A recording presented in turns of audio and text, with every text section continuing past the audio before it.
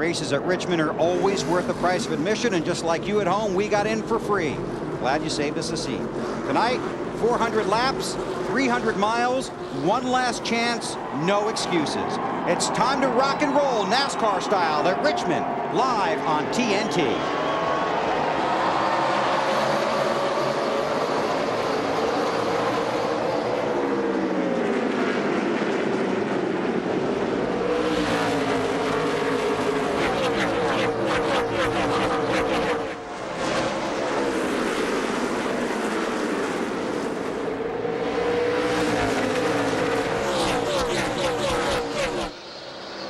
Oh, look at that. Almost 3 wide at the line. Travis Kvapil to the point for the lead. Hey, it was 3 wide. Not almost. Defending series champion Kurt Busch has clinched a spot in the chase for the next Nextel Cup. Harvick was so... Oh, and Kvapil gets a little bit sideways. He's probably going to lose that spot now. 3 wide again. And this time it looks like Biffle's going to be the one in the 16 car to take the lead.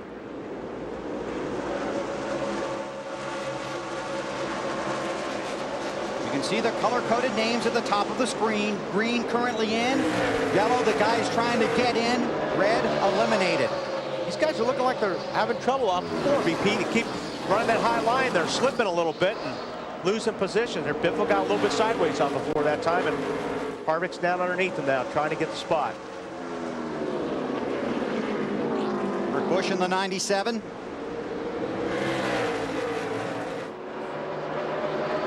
Jeff Gordon started 6th last time by. There he is trying to take 6th away from Mark Martin. On the inside.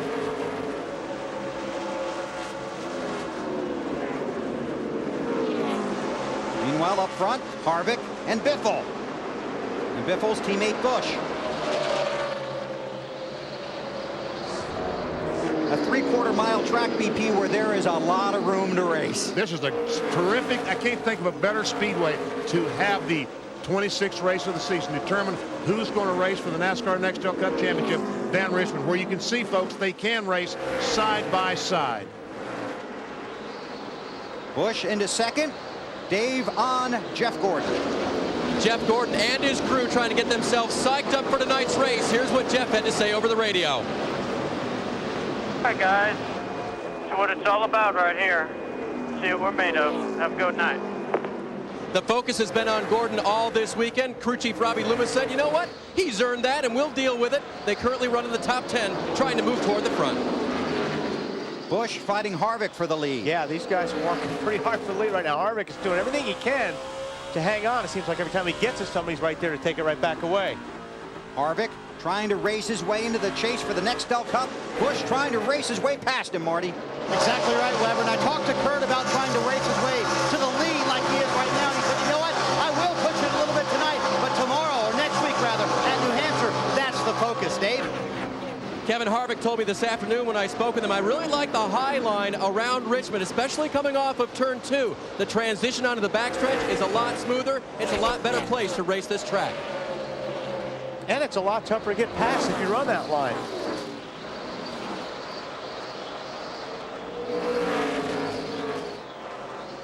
As you can see, Kurt Busch is trying to get underneath him, but he just can't do it on that little line. It takes a lot of bite. Ryan Newman in 8th. On the track, trying to get into the chase. Alan? Hey, there's a new phrase that's been uttered around the racetrack this weekend, Bill, and Ryan Newman was one of the drivers that uttered it. Tonight he wants to pull a Mayfield. That means get into the chase by winning the race here at Richmond. And Alan, that's a term that could be used here for years to come. Pull a Mayfield. Tell you what, I thought I saw the brake rotors on that 12 car. Cherry red going down in turn 1. Already? Already? I thought I did. Maybe. I hope I was seeing things. There's Matt Kenseth. What a remarkable charge he has had trying to make the chase. Matt Yoakum. Bill, what a roll. This team, they came to Richmond. They tested. Robbie Roger told me the biggest thing that they found was what didn't work. You can see Matty's already moved up about a lane down in 3 and 4. This team is really on a roll. He just has to keep Jeff Jeff Gordon in his sights. This team is so confident about making him to the chase. They're a fired-up bunch, that 17 team. Everybody's being real careful right now, BP. Nobody's really forcing the issues on passing. Everybody's just trying to log some laps right now and feel their cars out. But they don't have to yet.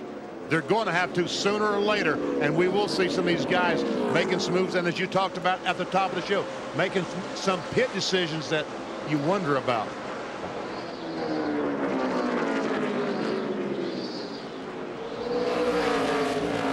Well, Harvick was pretty tough last night in the Busch race. He sure was. And he's running that high line about as well as you can around this place. I mean, his car looks really like it's got a lot of grip up there. Early laps in the Chevy Rock and Roll 400 at Richmond. Harvick leads, drivers trying to make the chase. You're watching it live on TNT.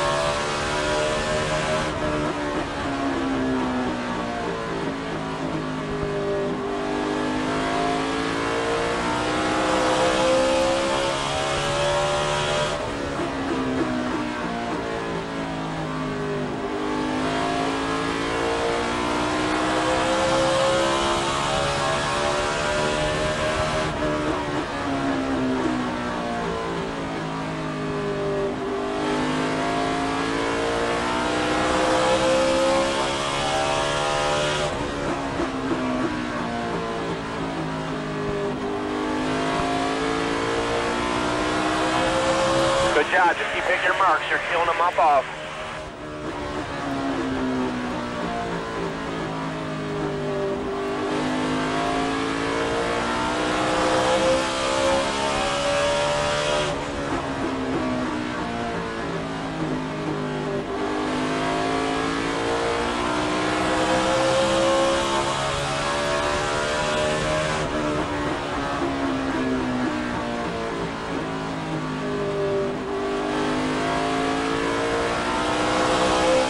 About a tenth a lap, so just save your stuff here.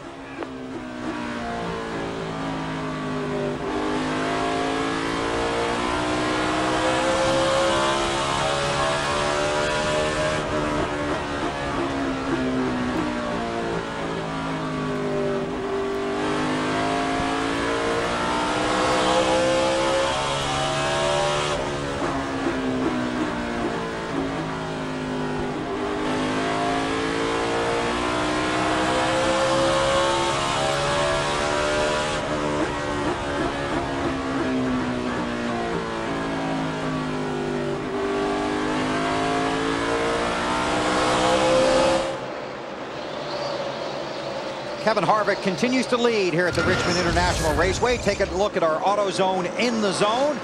Some of these drivers that are definitely zoned in. Matt Kenseth having an outstanding run over the last few weeks. Tony Stewart, championship leader. Greg Biffle, 5 wins this season and 3 straight top 10 finishes. Our AutoZone in the zone drivers. And that's what everyone is doing in this business, is trying to get in the zone. Kevin Harvick leads. Let's take you through the field, beginning with Dave Burns. Entering this race last year, Kevin Harvick was in the 15th position. He never led the race, had a loose race car. His car is very good. He continues to lead, and he's making up ground on the chase. Marty. Dave, this is not the ace flat track car for Kurt Busch. They're saving that one for next week at New Hampshire, but he told me a win next week is not something we want to do. It's a must. That's how we have to start the chase, Alan. Greg Biffle started second, running third. He has clinched the spot in the championship, so this race for them is a nothing to lose. Let's get a win and build momentum before we go into the championship night.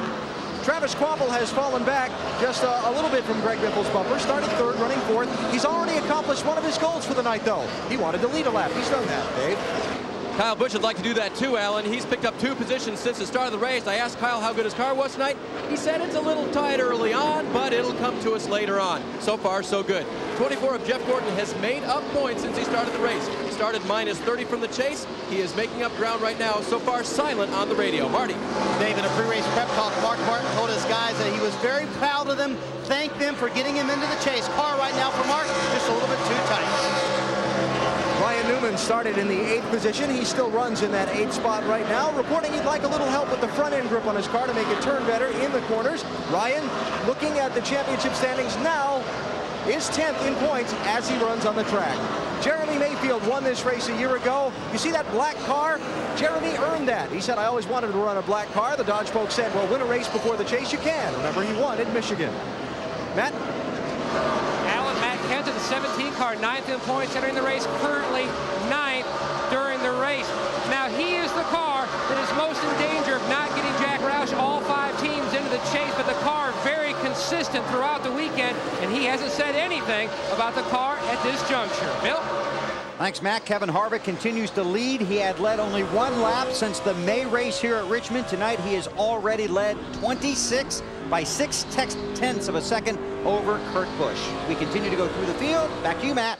Bill, when you look at Rusty Wallace's stats here at Richmond, they're incredible. The one thing he wants to add, though, is a win in this race to give him his team a boost to go into the chase. Meanwhile, a guy in his mirror, Dale Jarrett, looking for another championship, but he knows it's all in everyone else's destiny. Everyone has to have trouble. They don't have any scenarios. They're just trying to ride it out. Meanwhile, the 31 Jeff Burton not in the chase, looking for a win, though, in the RCR Chevrolet. Alan. Casey Kane won the race here back. Oh, trouble on the track. Car in the wall coming off of turn 4. Jeff Green. Jeff Green. And the caution is out for the first time. It's like the right front is down. BP, we saw a little bit of this last night in the Busch race. And it's about this time I was thinking to myself, about 35, 40 laps last night, we would see sometimes a flat tire right front. But, you know, he's kept this thing out of the wall. He has debris on the speedway, obviously, but he did not make contact with the outside retaining wall. Boy, that's a nice job by him. Yes, Oh, sure man. is. Well, he didn't want to hit it. No. You never do. A lot of times, you know, these brakes get so cherry red when you step on the brake pedal. That tire gets so hot, it'll melt the bead on the wheel where the wheel and the tire come together. And that's sometimes you have problems with the right front. That's where most of your heat is when you're braking, is on the right front. Sometimes you just run something over, but a lot of times it's because of that heat. Well, he's already on pit road. It will be a big night on pit road for these guys trying to make the championship chase. The field comes down, led by Harvick. We start with Marty. Kurt Busch, who clinched when the green flag fell and he went underneath us as his car is just a little bit too tight from the center out. They're going to take a round of wedge out and 4 tires for the man running in second. Matt. Robbie Reiser calling Kenseth into his box as the car is really tight on late exit. You see they're making a chassis adjustment on the 17 car. AB. Ryan Newman just got here. He won't be here for long. Just right side tires on the 12, and he's heading out, Dave. 24 car of Jeff Gordon into the corners, great. Getting off the corners, couldn't drive it at all. Air pressure and a chassis adjustment for Jeff revving the motor. He's down and away. The race off of pit road. We'll sort out the running order when we come back to Richmond. You're watching NASCAR on TNT.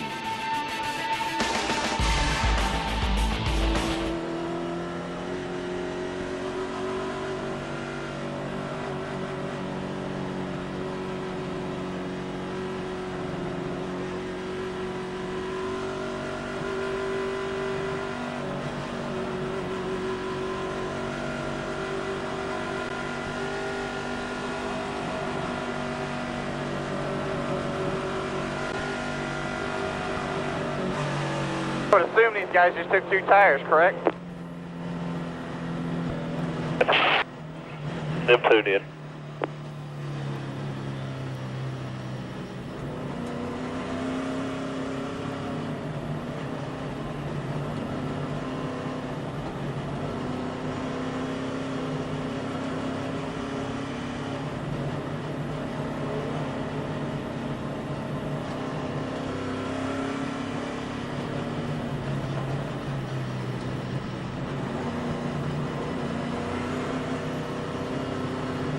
1 to go.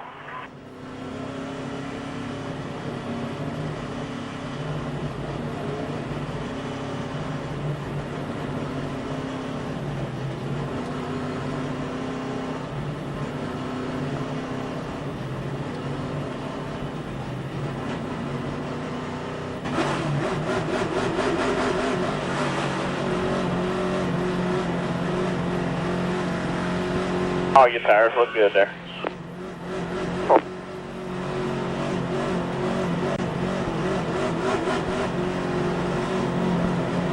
Got lap cars coming on the inside. No go, no go, not going.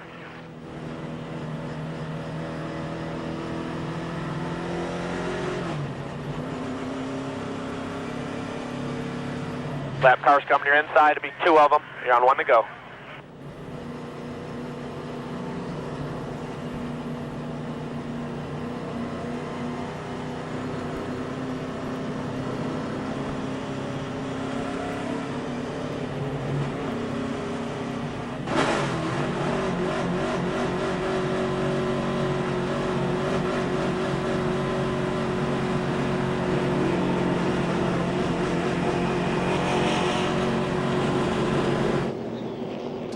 Field has just gotten the 1 to go. Here are the results from last night's NASCAR Busch Series race here at Richmond. Kevin Harvick won, and a great run for Paul Menard, who finished second, and we will see him in some Nextel Cup races next season for DEI. Here are the unofficial championship standings. These will change because on Tuesday, Martin Truex will be fined unofficially 25 points and a monetary amount for behavior during last night's race. And we'll get into that later on if we have time, and certainly more next time the Busch Series hits the track. Green flag is out. Jerry Mayfield, the 19 car, has taken the lead on the exchange of pit stops. We saw Ryan Newman change just 2 right sides, so I'm guessing that Mayfield had a 2-tire stop. That's what I'm told. It is a 2-tire stop, but here comes the 12 car. Did not lead that lap.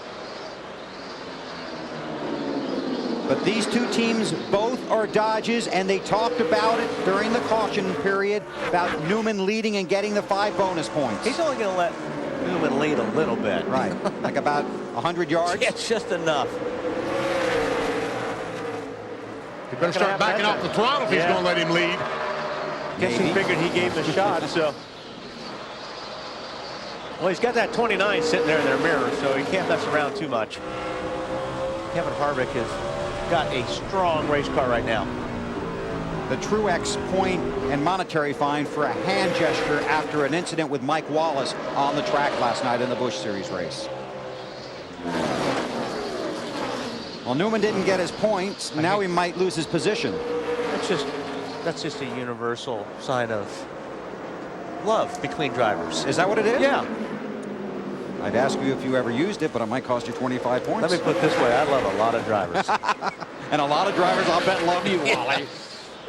Well, Ryan Newman did not get his 5 points, and it looks like that Mayfield's run at the top is going to be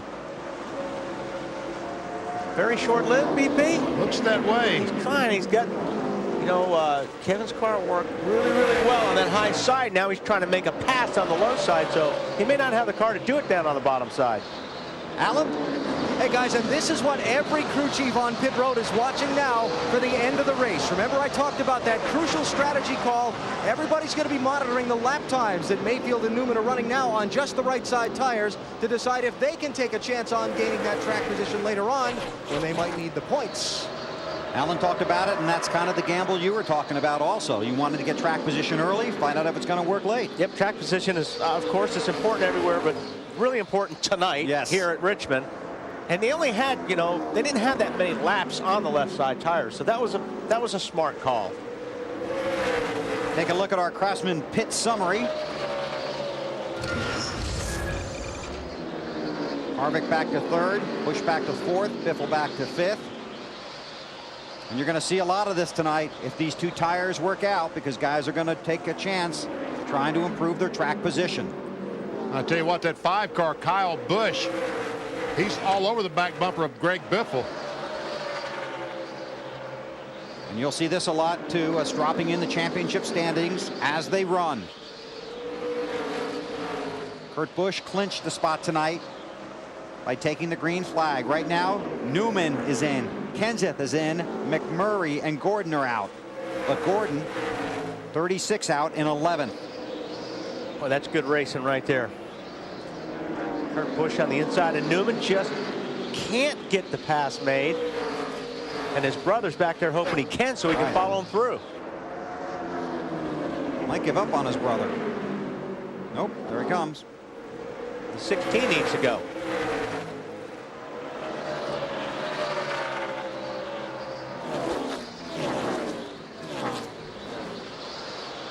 These cars are just on the verge of spinning out. These cars look like they're stuck. C17 and Matt Kenseth and 24 Jeff Gordon, they're racing side by side. But let me tell you, these cars are right on the edge from spinning out.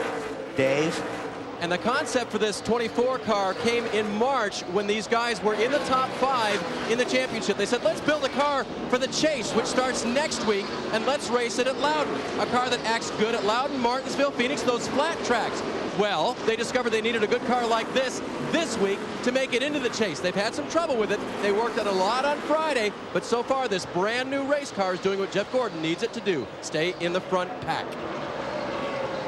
As you can see, these guys are, I think Kenseth decided he had enough. Yeah, had enough following. You heat your tires up too when you're racing like this. You use your tires more when you're down on the bottom like Matt Kenseth does. He's just hoping Jeff will slip a little bit, and so is Harvick. Harvick hoping maybe be able to slip just a little bit. He jumped up on the outside of the 19 car. Thought maybe he could get some grip on the outside. He hasn't been able to do it on the inside. I think he can make the pass here, BP, if Mayfield will give him the room, because that's where his car is working so good tonight, right where he's at. That's the real estate that he wanted. That Harvick wanted. And Harvick wanted. Got it. So Kevin Harvick back to the lead. Harvick has led 30 of the 51 laps so far tonight.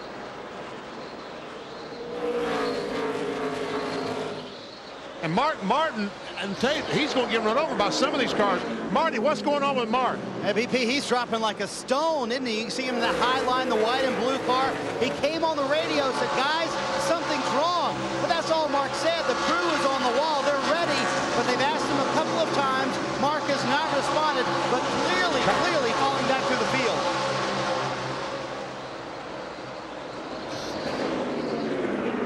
Martin solidly in the chase, but without a win this season. Started 4th tonight.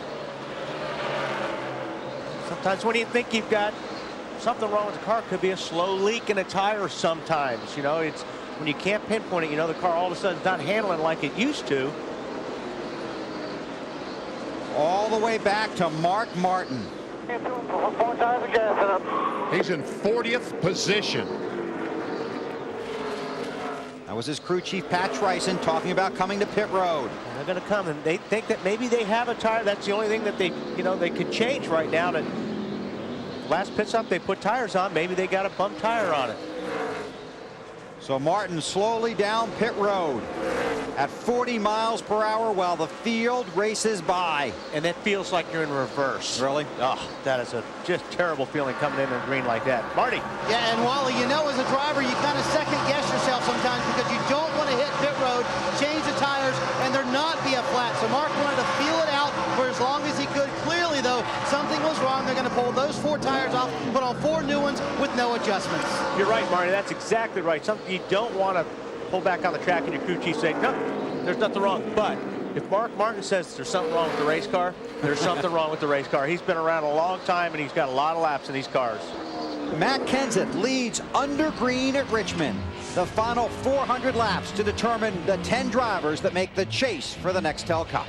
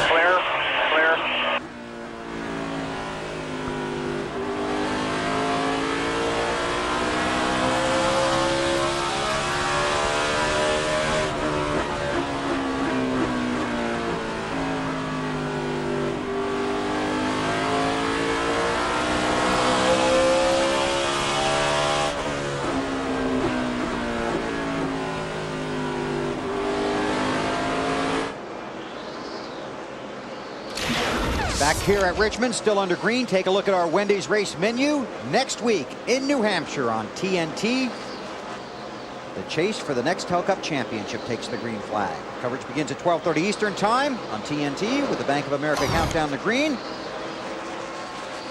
Then on after that, Dover and then Talladega and Kansas over on NBC. The chase for the Nextel Cup underway. And for some teams, that chase has already begun. Kevin Harvick leads the race. He is in the #1 position. Mark Martin is scored 43rd. Came down pit road. Marty, what do you know? Well, you guys talked about that veteran knowledge that Mark Martin has. Indeed, he was right. It is a cut right rear tire for Mark Martin. Kind of a chunk out of the right rear tire. And he came down pit road. They changed his tires, as you said, Weber. Now in 43rd. Good thing he was locked in before tonight. And now the question is, who could be the next victim? Exactly. A piece of metal on the racetrack that punctures a tire could cost someone's chances of being in this chase for the NASCAR Nextel Cup. And these are two guys that want to avoid any trouble at all tonight. Newman 6th, Kenseth 7th.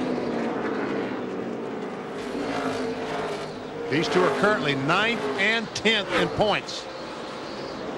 And you'll see a lot of respect between these two guys right now racing, because nobody wants to be in a situation where they take a guy out and take him out of the top 10. Like out. Well, see, case in point, Newman just let Kenseth go. Okay. Normally you won't see that.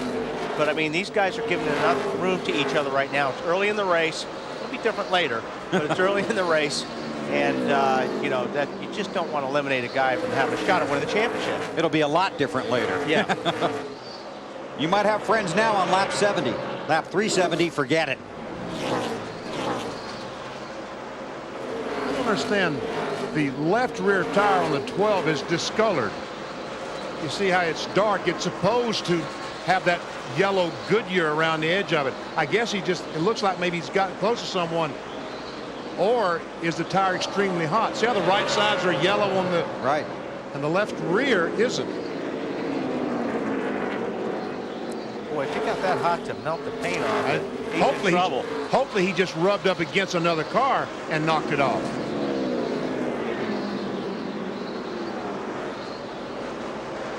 Haven't heard anything on Newman's radio. We'll keep an eye on that and keep an eye on this guy, Kevin Harvick, the race leader. 71 laps complete at Richmond. You're watching NASCAR on TNT.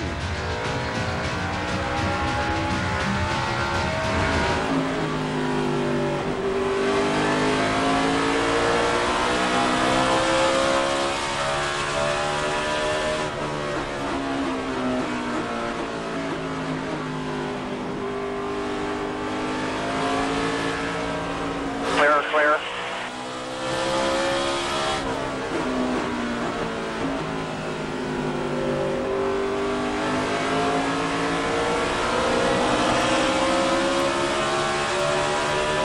Clear low.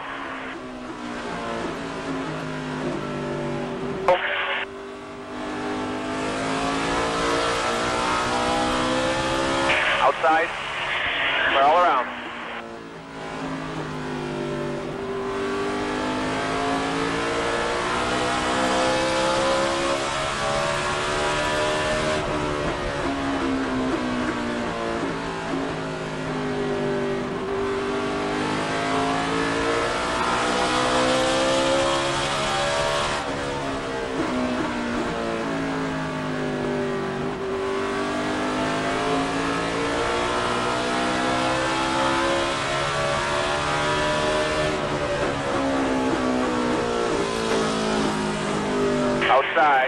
Outside. Still out there.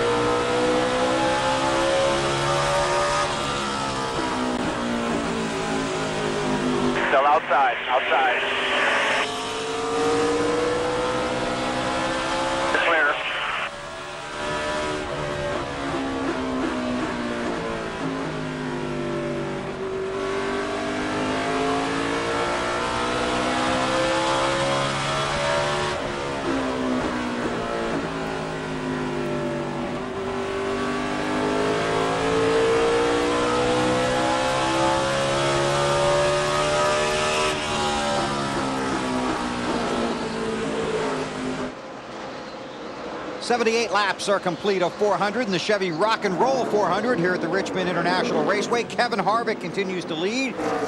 He has led 58 laps so far tonight. But just barely over that 97 car of Kurt Busch. Look who's right in front of him. Is that Jimmy Johnson? 33rd spot right now. Johnson is the last car on the lead lap. And check out this 10 car of Scott Riggs.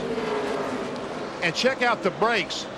When he goes in the corner, applies the brakes, we talked about melting the bead on the tire. Those rotors are about 1,200 degrees when you see them red like that. Now, one thing that you can do, let's go inside our Home Depot virtual garage and show you how they keep these brakes as cool as they possibly can. First of all, a hole in the front of the car, and you put air hoses back to the wheel. Then when the driver goes in the corner, applies the brakes, that's what you see. They get hotter and hotter. But then the air comes to the front of the car through these hoses back to the rotor, and that's the only thing that can keep the brakes on the car. And maybe keeping your foot off the brake pedal a little bit more, too. That would help. So if that keeps getting hotter and hotter, what happens? It melts the tire.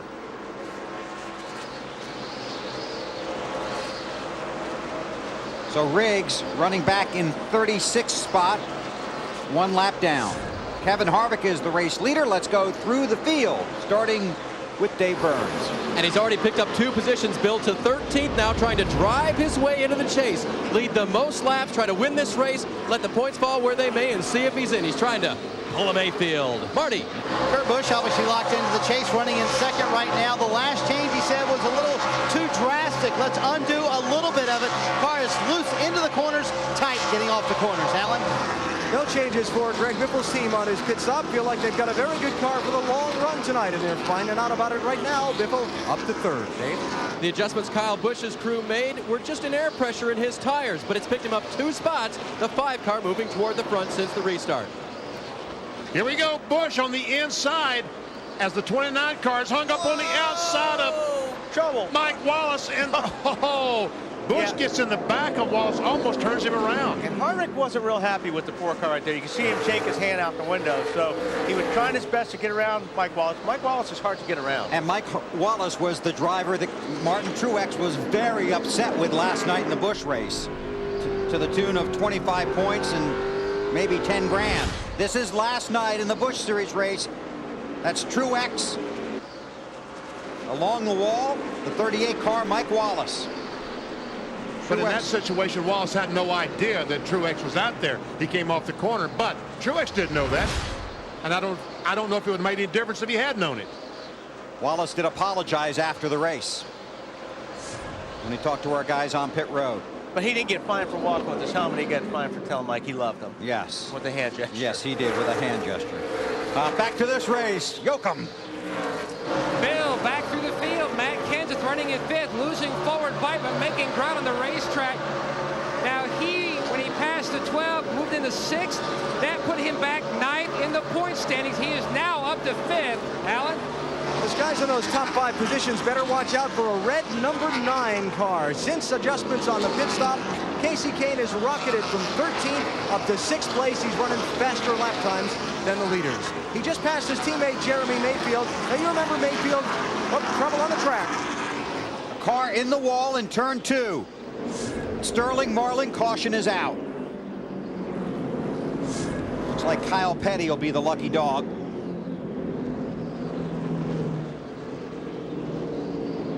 Sterling's got a long night now in front of him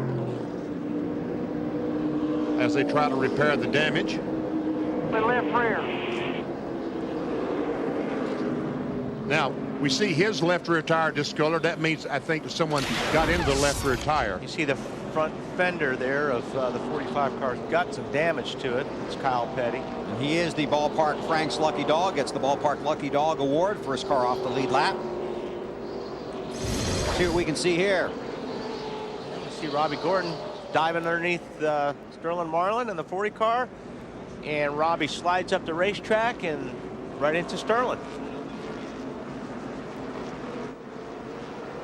Brings out our second caution. Oh, Robbie got in the corner, just couldn't keep it on the bottom. Looks like he got loose. Leaders to pit road, Marty. Kurt Busch said the car kind of got better the longer they ran there, but he wants to take half the adjustment out that they did the last time. Half pound on the left side tires, half pound on the right front. Too tight, Matt. Kenton says the car is going to be awesome on the long run. Going to make a slight air pressure adjustment on the left side. AB.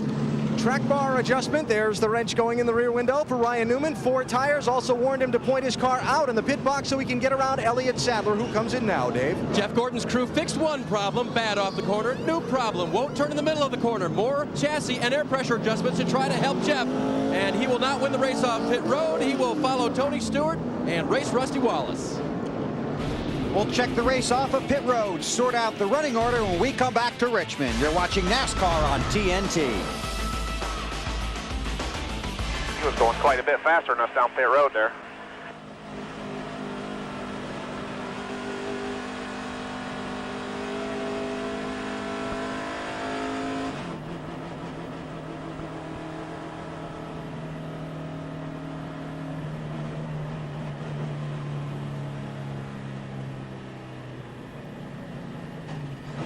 That was a pretty blatant try to stay on the lead lap spin out there, wasn't it? Honestly, I was looking at the Johnny Sauter guys, the next group above you. I thought they were getting ready to wreck him. Robbie just took that 40 out to stay on the lead lap. He just drove into the side of him.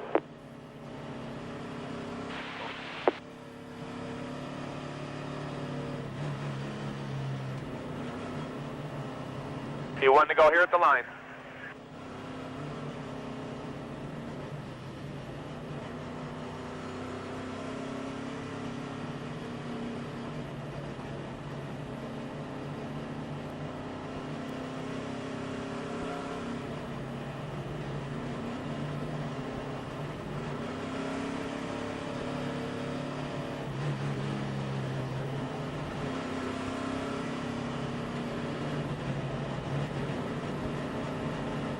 Got a bunch of lap cars coming inside.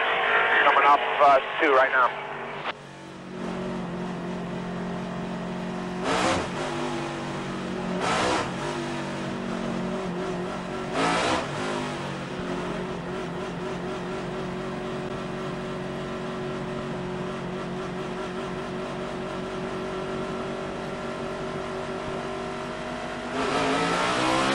Clear all around, clear all around. Side corner, side, side.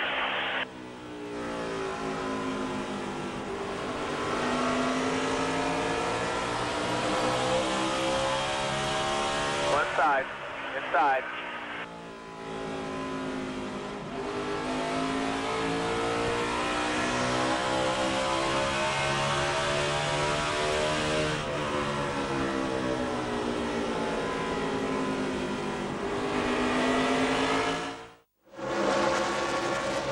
Back under green here at Richmond, Kevin Harvick. Battling for the lead with Greg Biffle. Biffle in that 16 car, he wants the lead badly. He showed us that early on at the very start of the race. Now here's back in second spot. He actually led a lap a couple laps ago, maybe the first lap after the restart. But Harvick in that 29 is just too strong. And highly motivated. Kurt Busch taking a look under Biffle now. And he's got the spot going into turn 2. Dave? And guys, the 29 was not handed this great car when they rolled off the truck this weekend. They worked very, very hard on this car. Had trouble with the brakes. The car was chattering the front end through the corner. They worked very hard in the only 2-hour practice session they had on Friday, and they got it right. By the time qualifying came around, Kevin's car was good. And then Kyle Busch just took a spot in the 5 car from Matt Kenseth. That's 4th spot right there. That car's on the move. Every car, every position, very valuable points. Kenseth currently 9th in the standings. Those guys are locked in, but they are racing for positioning after this event. Top 10. Now Labonte in the 18 car right behind the 17 is a lap down to these cars. But looks like he's maintaining pace with them pretty well now. Yeah, we've got guys that are lap down right now. that are mixed in with the leaders. 30 cars on the lead lap. Jamie McMurray in the 42 car right now. He's in 11th spot in the point standings at the moment. 11 points behind Ryan Newman. He's in 16th spot on the racetrack. And Newman is in 12th.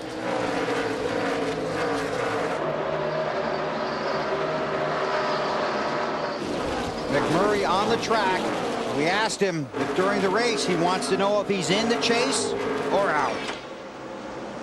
It doesn't matter halfway through the race. I mean, unless you see, you know, the 12 and the 17 and the 99 and those guys fall out of the race, then it really doesn't matter until it's over with. Because I think that what you're going to see is guys stay out, obviously, like they do everywhere, and try to make it on old tires. And that's what we'll try to do. And you just have to see the cards that you're dealt before you can play them. And, you know, we might have a really good car and not have to take a gamble on tires, or you might not have a good car and have to take a chance with that. Looks like he has a good car. Started 32nd, has worked his way up to 16th. That 25's been smoking a lot, BP. At first I thought it was a tire, but it may not be a tire. I don't know. That's what I thought it was as well, Wally, but I can't tell. That's Brian Vickers. Dave, what do you know? They don't have a report yet that's very dire, but Brian Vickers did say during that last run that I'm using more brakes than I should going into turn number 1. Could that cause it? I don't know how. Not either, Dave. I don't think it would be really a brake issue, but we'll just keep an eye on it. Last year, Jamie McMurray missed the chase by 15 points, trying to sneak his way in, Matt. Bill, this night is shaping up to be very similar like last year. Now, he didn't have a great qualifying effort, but he is rapidly moving up through the field. Currently in the 16th position. No changes on that early stop. They did have some nose damage when he got into the 48 of Jimmy Johnson. A track bar adjustment on the last stop, but Jamie says the car is just incredible.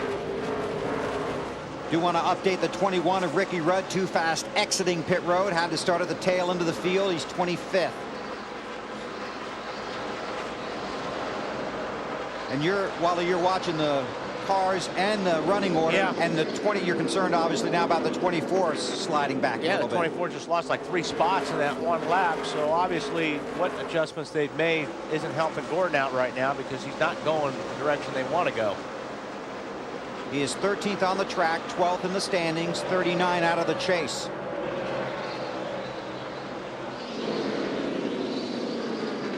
Dale Jarrett right in front of him. We'll keep an eye on Gordon up front. It is all Kevin Harvick. He has led 84 of 106 laps here at Richmond. Harvick won last night. Can he pull a Mayfield? Can he get into the chase? Can Ryan Newman lock him out? We'll find out. Long way to go at Richmond on TNT.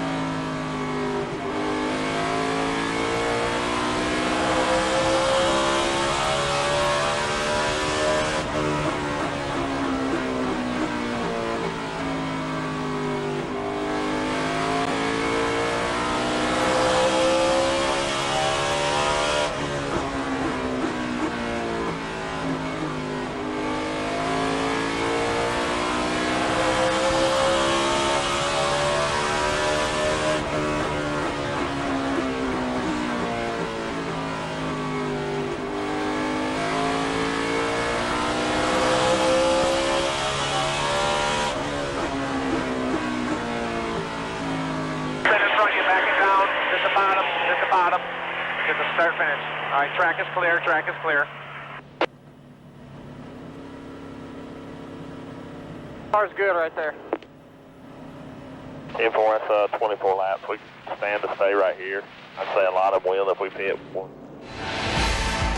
The Chevy Rock and Roll 400 from Richmond International Raceway on TNT is brought to you by Miller. There's good enough and there's better than it has to be.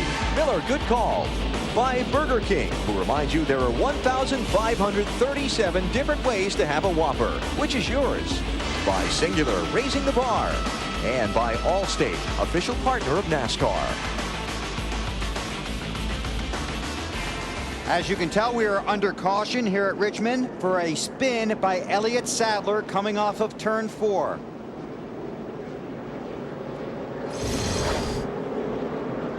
He gets together with Mike Garvey. And I don't know exactly who the other car was. Sauter, I think it was. I saw about 3 of them get together. Yes, Johnny Sauter was involved. Gas, clear, all clear. Okay, most of the leaders stayed out, but not everybody. Matt. Cranking on a chassis adjustment for Jamie McMurray. Donnie Wingo told me early in the race, Dave, they're going to make some pit strategy moves to try to get off sequence with the other leaders.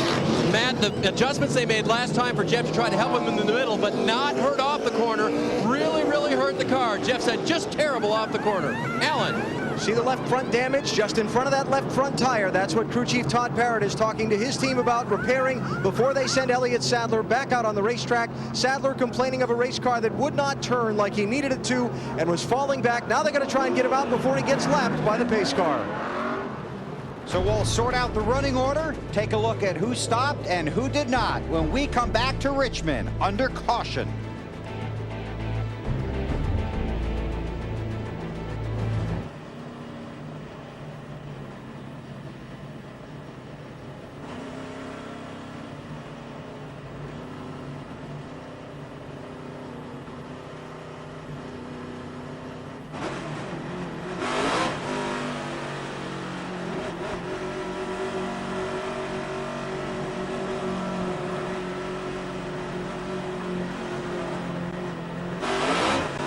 You want to go at the line.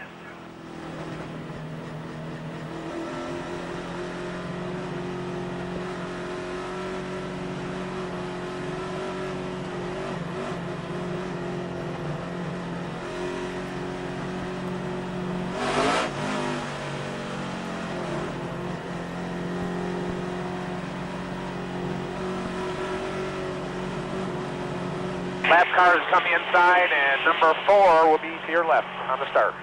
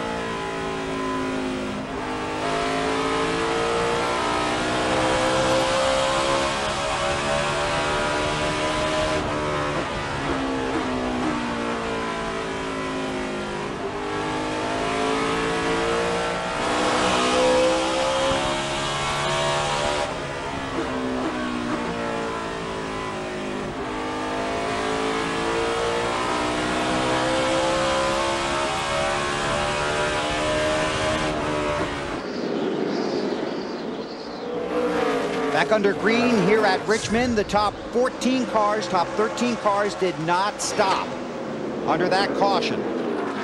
So Harvick, with about 15 green flag laps on his tires, stays out, leads the race.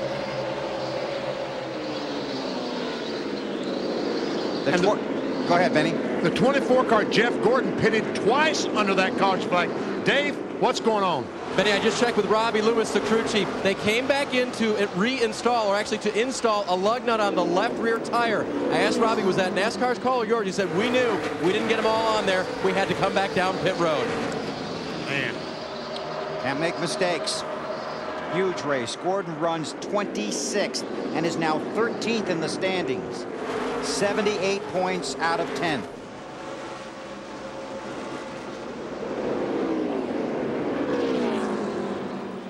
And he's back there where he doesn't want to be, VP, because if something happens right now, it's a good chance you'll be in the middle of it, whether it's your fault or not.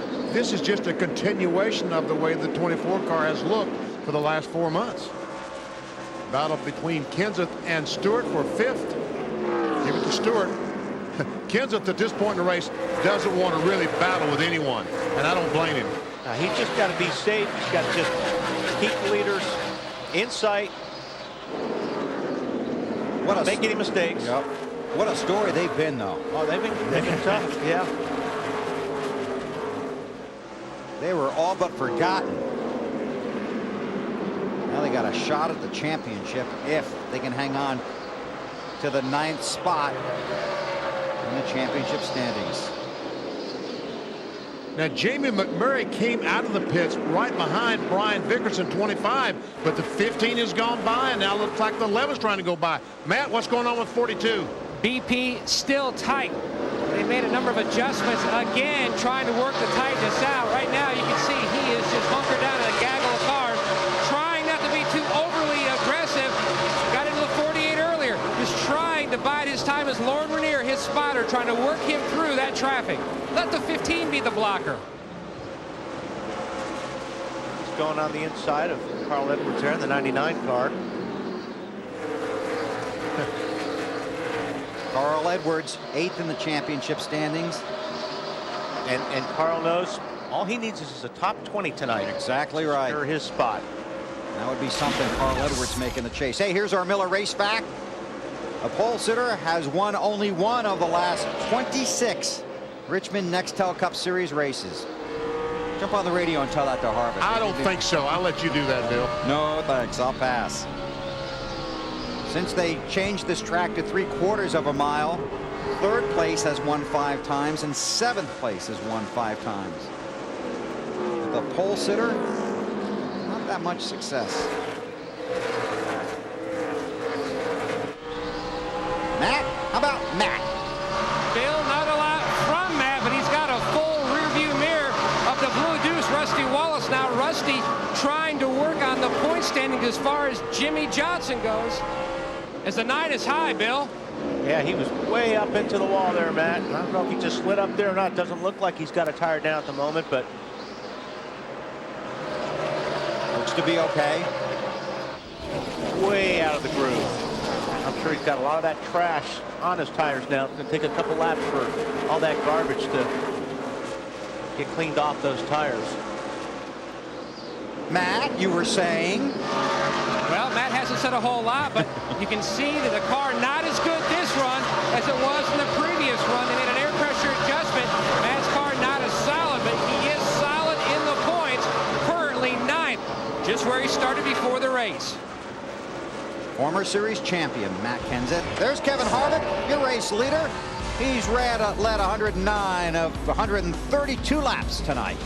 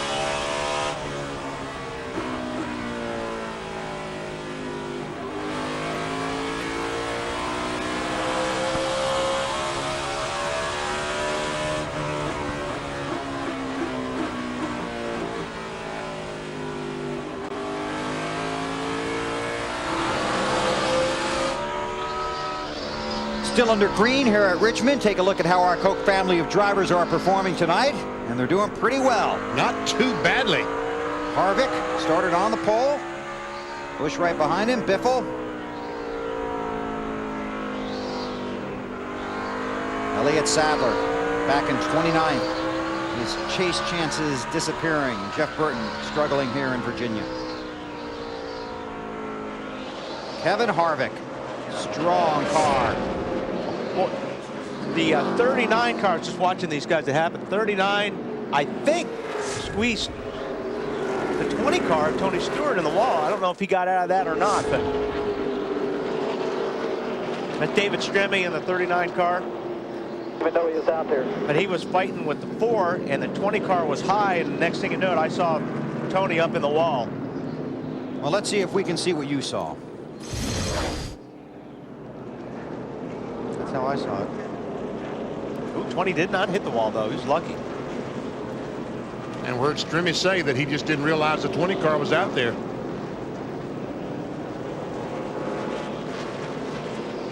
Ouch. He hit pretty good. Yeah. Second Nextel Cup Series start for Stremme, who jumps into this series full-time next year. Driving for Chip Ganassi and Felix Sabates. Well, BP, I guess a lot of guys will be coming in. I know one thing, those guys in 24, they better start pulling some magic tricks out of their hat. 26. Trouble. Yep. Now these guys will pit. Jamie McMurray in that 42 just might stay out trying to get some track position. He's currently back in 16th, but they got to do something to get up front. I think they'll put 2 on him. I think they'll come in. McMurray pitted on lap 116. Most of the leaders last pitted on lap 91. We're working lap 142. We go to Marty. Kurt Busch said the car's not too bad. Billy ran in second for much of that run. Half a pound on the right front tire. Just a little bit tight. Matty. Robbie Reiser's going to put a half a pound of air pressure back in. Kenseth said the car never hooked up. Way too free on that run, Alan. Ryan Newman reported he had as much trouble turning his car on that run as he's had the entire race. 2 or 3 different adjustments happening on this car right now on their pit stop. 4 tire change for Newman. Dave? Leader Kevin Harvick, just a slight air pressure adjustment to the right front tire. Wants it to turn a little better. The 24 car of Jeff Gordon, he says, guys, we got to fix this thing. Just not turning at all now. Many adjustments on the 24 car on this pit stop. Well, that was a lot of guys. 30 of them on pit road. And I talked about McMurray in the 42 car. He did pit and he changed 4 tires. I guess it just is handling so badly they got to keep adjusting on the car to try to get it better. Looking at the Chevy 2006 Monte Carlo, the pace car for tonight's race here at Richmond. Under caution.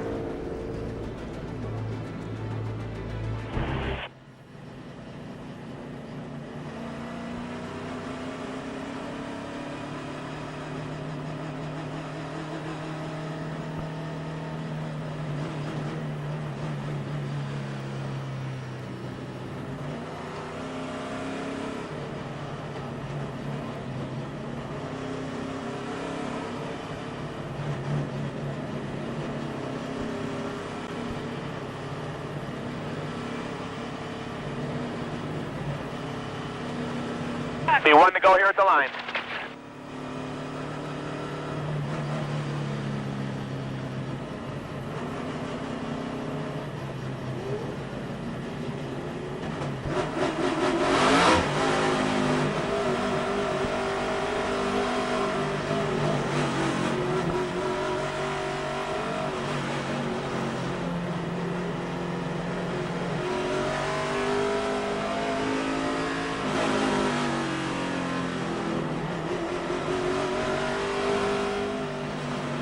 We have a bunch of lap cars coming the inside. They'll probably catch you over there in 3 and 4.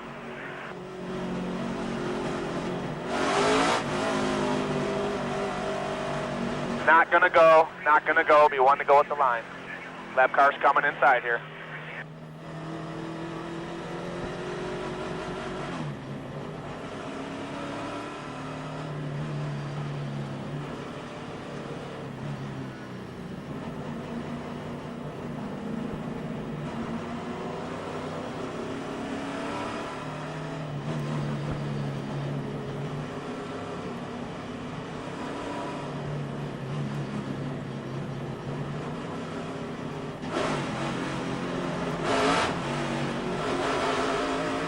This ought to be interesting. No tires in front of us and tires below us.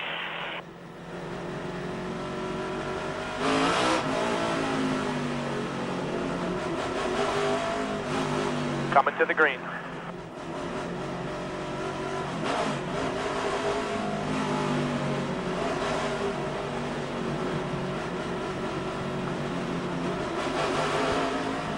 Pace car's off. Get ready. Get ready. Green, green, green. Green, green, green. Field has just gotten the green flag for the restart. Top 3 cars, Terry Labonte, Casey Mears, Bobby Labonte did not pit. Martin can hustle here. He can get one of these laps back before Harvick passes all these guys, I think. So Mark is in a position to get one of them back. Martin driving the 6 car. Riggs gets one from leader Terry Labonte. Now Mark got a duck underneath the 11. Marty, what do you think? This is good for Mark at the moment. Yeah, Wally, this is his time, and they reminded him a couple of times that a couple of years ago, Matt Kenseth was 2 laps down at one point, came back to win this race. That is Mark Martin's teammate. The car has not been too bad, just a little bit too tight for Mark, and they're trying to take advantage of this opportunity as he looks underneath Terry Labonte, trying to get one of those laps back. Going to get one, so now get back in the position to beat the lucky dog. He's right back in this race. Comes Jeff Green, the 43 car. Another car trying to get in front of the leader, Terry Labonte, the 11. And he does. So Kenseth is going by the 41 car, trying to take over that second spot. Harvick is, I should say. Terry Labonte in that 11 car, 3-time winner here at Richmond. 2-time series champion. That's Harvick trying to get back to the front on fresher rubber. Problem is Mark needs clean racetrack. He's got Jeff Green 3 wide down the straightaway. 97 and 29 going for the lead. You put Terry in the middle there, Marty. Yeah, they put him in an interesting spot, Bill, and he's falling back to the 4th position now. They pit it back on lap 115 and made no adjustments. Terry said the car is very good. He said we have a top 10 car tonight. They knew they weren't going to stay in the lead, but they think they can hang in the top 10.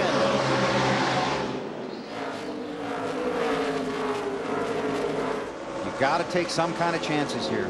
You're running in the back. Well, they will be. They're just all testing it right now. Wait till we get close to the end. That last 100 laps or 150 laps. Yeah, fun, huh? It's going to be interesting to see what these different teams do out of desperation. Desperation.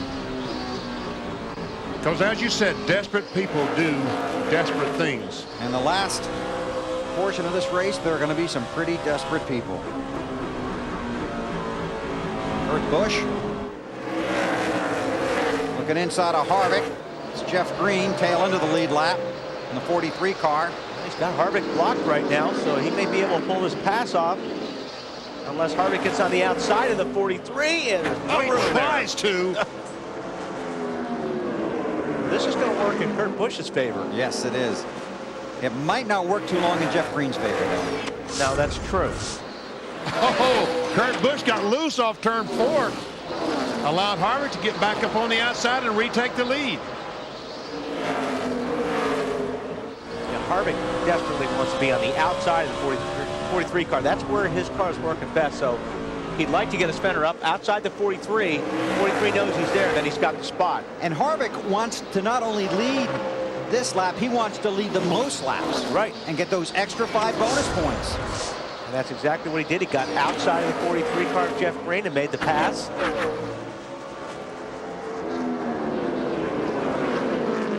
Dave, how about Harvick? Well, and Bill, in the new NASCAR vocabulary, that's one of the boxes you got to check off when you're pulling a Mayfield, right? Exactly right, Lead sir. the most laps. Yep. Marty? Well, guys, one thing Kurt Busch noticed is that he felt like he was better on the longer run as these guys try to go 3 wide. Oh, wow, contact right there. And a damaged right front fender for Kurt Busch. He told me about that this morning. He said, you know what? We run well every time here, and something bites us. Hopefully that won't hurt him too bad here at Richmond. These front fenders are pretty important here at Richmond. I think I hurt the right front a little bit on that one. The same car is about the stupidest car on this racetrack. Kurt has only one finish here, better than 15th. That was 8th in May of 2003. So hard to get front grip here at BP. These fenders are important here at a racetrack like this. those front fenders. And also, it may affect the way the brakes are cooled too. Marty? And I was telling you about the conversation Kurt and I had this morning. He said every time we have a fast car here, every time something strange happens, they have alternator bolts fall off. They've run out of fuel with 9 laps to go. And now he says something is bent in the right front. Something definitely wrong with the right front on the 97 car. Well, we can see the fender on camera that it does have some pretty good damage to it because those fenders are flared out, and as the air goes by, it forces down the front, called downforce. Makes those tires grip the racetrack better, and he's losing a great deal on that right front. Jamie McMurray in the 42, Jeff Gordon in the 24. Back in 22nd and 23rd position. Right now, McMurray 11th in the standings. Gordon is 12th. And Kevin Harvick, the race leader, up to 13th, just 67 points out of 10th. This race hasn't even really even started yet. They're going around here, but it's just going to get better the longer they go. One more chance to make the chase for the Nextel Cup, and you're watching it live on TNT.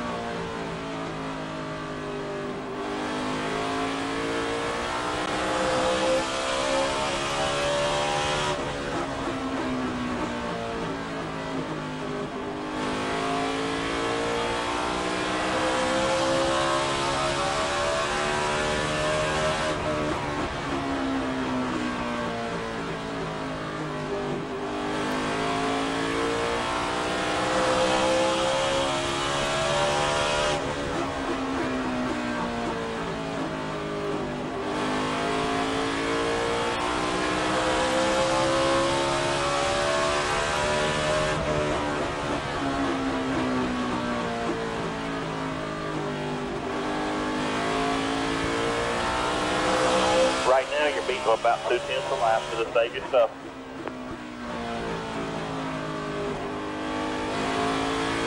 Make sure you tell me when we've led the most laps so I can back off a little bit.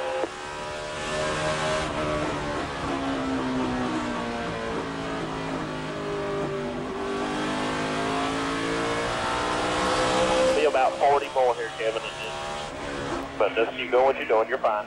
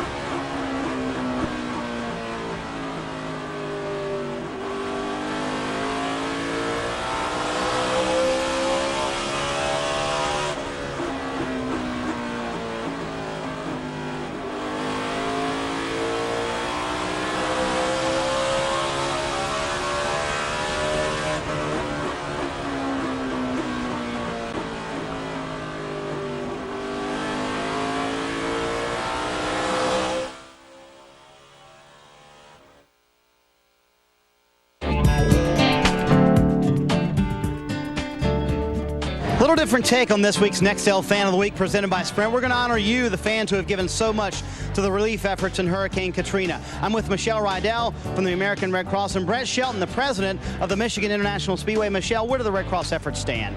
We've received tremendous support, and right now the Red Cross is providing food, shelter, medical care to 160,000 evacuees. And Brett, you're kind of spearheading the NASCAR effort, and the community has done a wonderful job in responding. They have, Marty. Right after the hurricane, Talladega Superspeedway sent out a call to help, and beginning last week in California, this week in Richmond, race fans are able to donate on site, and they can also go to racefanshelp.com. And if you want to help and you're a Sprint or Nextel customer, you can text the word GIVE to 24357 on your Nextel phone. Thanks, Marty. We thank everybody that has contributed to the Red Cross. Chevy Rock and Roll 400, 172 laps complete. And Kevin Harvick has led 142 of them. Harvick leads. Let's go through the field. Dave, take it away. Billy's never won an XTEL Cup race here, but he has won 2 Busch Series races. That means something. He knows what a car out front does in the middle of the race. In the end of the race, he knows how the track changes, and he'll be watching that as the handling of his race car changes as well. Marty. Well, Dave, since the initial diagnosis that something was wrong with the right front, no word from Kurt Busch that anything has gone further awry with the right front of that race car. Jimmy Finney has promised to fix it on the next stop. Dave? Kyle Busch is trying to help his team help him get better. They made a track bar and wedge adjustment on the last time. That changes the chassis of this car, but it really hasn't helped. Same report from the driver about the car not handling that great. Marty. Well, Dave, what a run for Terry Labonte, and this will probably be his last run in the 11 car this year. Probably J.J. Yaley and Denny Hamlin for the rest of the year. Car's just a little bit loose, Matt. Rusty Wallace hasn't won in over a year. He's in the 5th position. Now the track bar adjustment has seemed to really help his race car. It was tight earlier, but the biggest news, he has now moved at this juncture into 3rd in the championship standings, When the race started, Tommy Baldwin Jr., Casey Kane's crew chief, didn't know whether this car would be like the one that won here in May or the one that they missed the championship in last September. It's turned out to be like the one in May. Coming to the front, running 6, Dave. Tony Stewart, our championship leader, stayed out during the last caution period, came in this time. They popped one of those spring rubbers in the right rear of the car, stiffened up that right rear, helps it turn better. He's moving forward. Matt. Last week was a huge race for Matt Kenseth and the 17 team. That put them back into the top 10 for the first time in 2005, and Matty says you can look back the entire season and see where they were strong and where they weren't.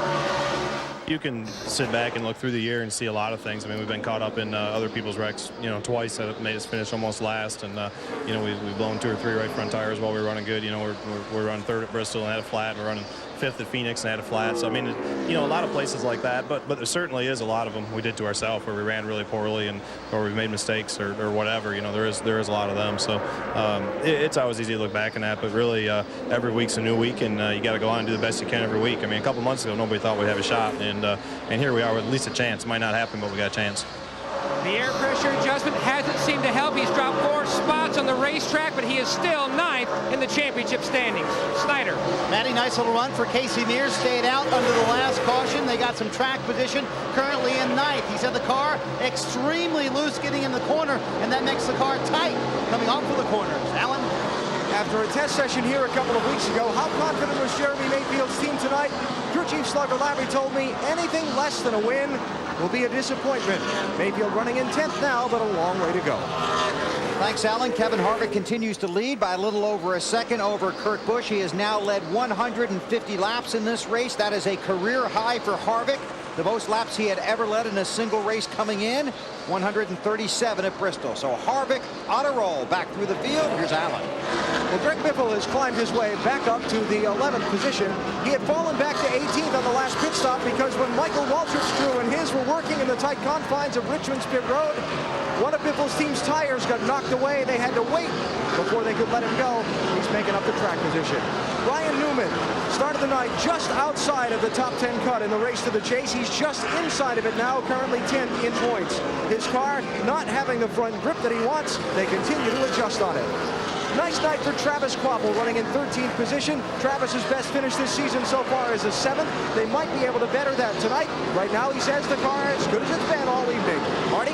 Alan, terrific run for Robbie Gordon. Started 38th, has slowly made his way through the field with a tight race car in the black. Number 7 this weekend. Robbie likes the way the car's handling. Matt?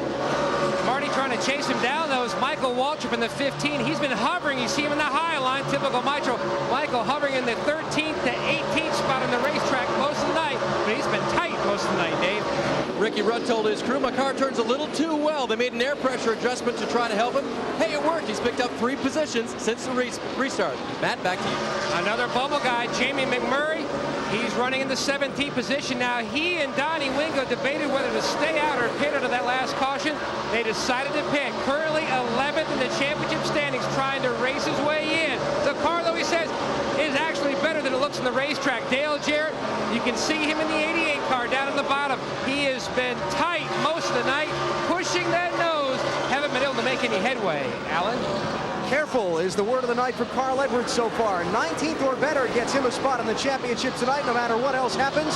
So his crew chief Bob Osborne coaching Carl. Put some laps on the board. Don't get in any trouble. We'll worry about racing later. Marty? Alan, Mike Bliss proving why he likes this racetrack. He finished 4th in this race last year. He started 31st tonight. The car's been a little bit tight. On their next stop, they're talking about an air pressure and wedge adjustment, trying to loosen that car up just a little bit. Dave? Let's go back to some other cars further in the field who are on the bubble for tonight's chase for the Nextel Cup.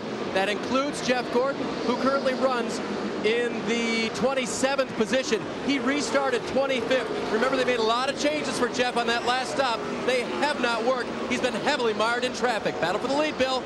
Between Kevin Harvick and Kurt Busch. We saw Mark Martin in the 6 car come up and pass the 29 car and get one of his laps back. So you knew that these Roush cars were as fast as the 29 of Harvick, and here he comes in 97, trying to get that lead. And Harvick does not want to give it up. Again, he wants to lead the most laps. Already 158 of them he's got. And he's running the hardest place on the racetrack to pass a guy. He's running that high line. He's got a lot of momentum coming off of turn 4. His car should be faster down the straightaway. It's harder for a guy to make a pass like that if you're working the bottom. Marty? The only thing Kurt Busch has really said on the radio, guys, he said feeling it out, which I would believe Wally and Benny just was feeling out that right front to make sure that everything was okay. Once he said everything's fine in his head, he was going to go for it. Remember last run he said, we felt like we were better the longer we ran than the 29. This is proving it out right here, but he's trying to do it on the bottom. Very difficult, as you said, Wally. Dave? Marty, the 29 car of Kevin Harvick, they made that slight air pressure adjustment to the right front, lessening the air pressure in it to try to make it turn a little bit better. Unfortunately, the track is tightened up a little bit for Kevin. They'll need to go a little bit further. His car just won't turn quite as well as he likes. Right now, though, he's holding off the 97. I'm surprised that the 97 car is working as well as it is with that fender damage. I am too. And as you watch these guys race for the lead, the linchpin in this breakdown in the race to the chase is going to be Carl Edwards. 18th on the track. Needs to finish 19th or better to lock up, but he's only 82 points right now ahead of 11th, and that's not a lot. You know what Alan was saying, that they were trying to be careful? You better be careful. You better not slip out of that top 20 because he's flirting with it right now. Those guys need to run possibly, if they can, a little bit harder to put some cushion in between him and 20th spot. You can be too careful. You can be too careful. That's what they have to be careful not to do. So you got to be careful not to be too careful. These guys racing for the lead, the 29 and the 97. Kevin Harvick and Kurt Busch. Busch trying to take it away. Oh, he almost had it. Almost. This is with more than 200 laps to go. Harvick gave him some room right there. Sure did.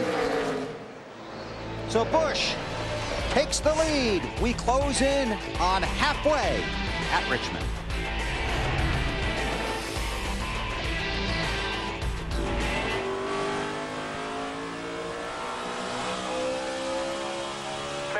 Outside wall, back it down. Outside wall. Still up on the outside wall. Stay low, stay low.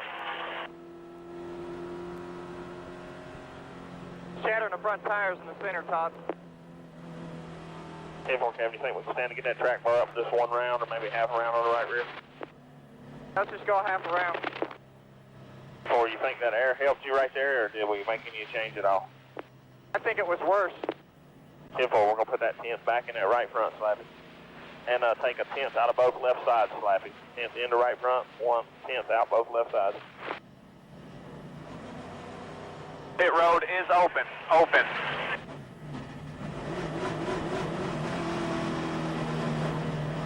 Matt, you got me on track bar. Up. 4800 second gear. 4800 second gear.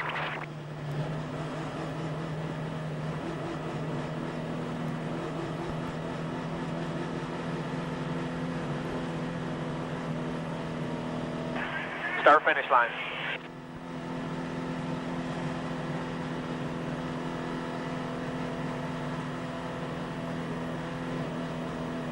And left, here we go. 2 away.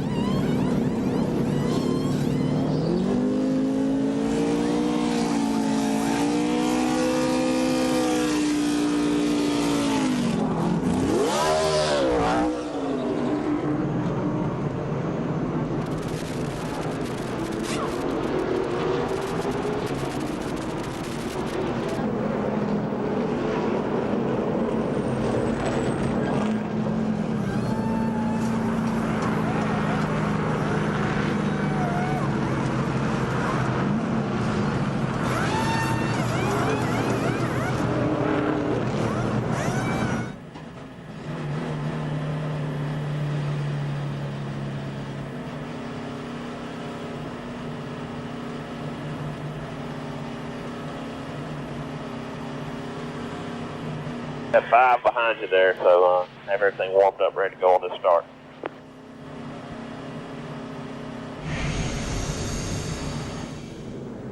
TNT Sports and Sony bring you tonight's race in high-definition surround sound. For the best way to experience the full impact of HD, get Sony HD. Hear the big picture. And you can hear right now that we are obviously under caution, and here is the reason why. Going down in turn 3, Bobby Hamilton Jr. on the outside. He already, and looks like that someone. He already has damage to the left front, BP. I don't know if that happened earlier or what, but I don't. Maybe the right front tire just did go flat. When the car came by, I didn't think the right front tire was flat, but yeah, it looks like a tire going down, and he felt it. It looked like. I think he had an idea. Did they ask him if he's all right? Did you hear that even before? Because he was slowing down. Yeah, he looked like he was slowing down, like he had a problem, and he could have hit a lot harder. The leaders have already pitted. Kevin Harvick on and off of pit road maintains the lead, followed by Kyle Busch, Kurt Busch, Terry Labonte, and Tony Stewart. Coming to get the green flag, closing in on halfway at Richmond. Oh, Kyle Busch jumped to the outside of Kevin Harvick, and he's going to pull it off, BP. I think he is. What in the world? Wow, what a move by Kyle Busch. Man, that was a great move. Now Harvick's got to figure out not only how he did that, how he's going to get around him. Halfway. Kyle Busch, 20 years old, won the race at California last week, his first Nextel Cup Series win. I think Harvick is still shaking his head on that one. Now he'll work to the outside. That's where he's been doing it all night long. He's trying to get that fender up along the right rear fender of the 5 car, but he's got to worry about his the other brother. Kurt Busch in the 97. Always good when Kurt and Kevin get together on the racetrack.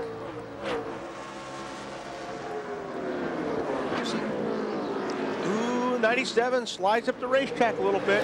Harvick saw him coming. He gave him a little bit of room, but Kurt Busch drove it in there pretty hard.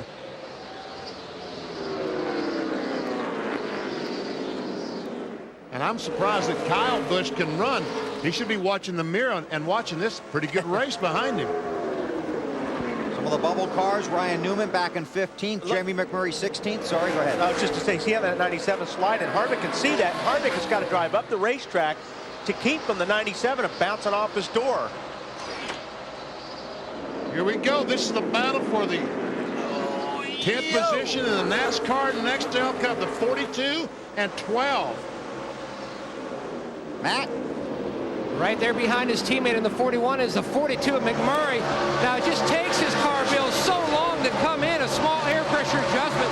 He says the car is good. He's just stuck in traffic back in 17. Alan.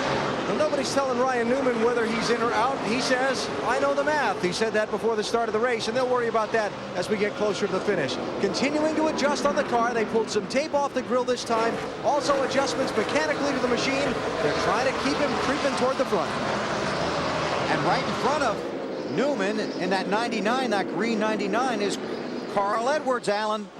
Yeah, how about Carl? Carl said his car is really not far off of being really good. He asked for just a small adjustment on that last pit stop. He thinks they can go to the front. It's going to take him some time to get there. Again, still the major concern. Don't get caught in a big mess. And as we drop back, you will find Jeff Gordon in 28th, Dave. And that's where he restarted, Bill. He had this report for his crew trying to help him fix this car. Something going on that front end. It just seems like either we got too much rebound in the front, not enough camber or something. I mean, I can't do anything with it on the entry. No matter what speed I drive in there, I crank the wheel, it won't do anything. Something going on. Something's going on, all right. What crew chief Robbie Loomis tried to do for Jeff, he pulled a spring rubber out of the left rear spring that will soften that left rear of the car, hopefully make that car turn better when he does crank the wheel. Dave hit it.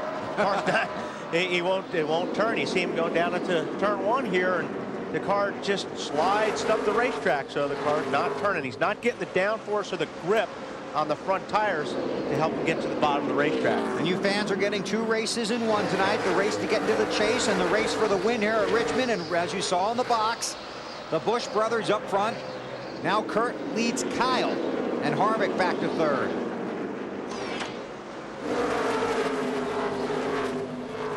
Never see the current points. Rusty Wallace has jumped over Jimmy Johnson.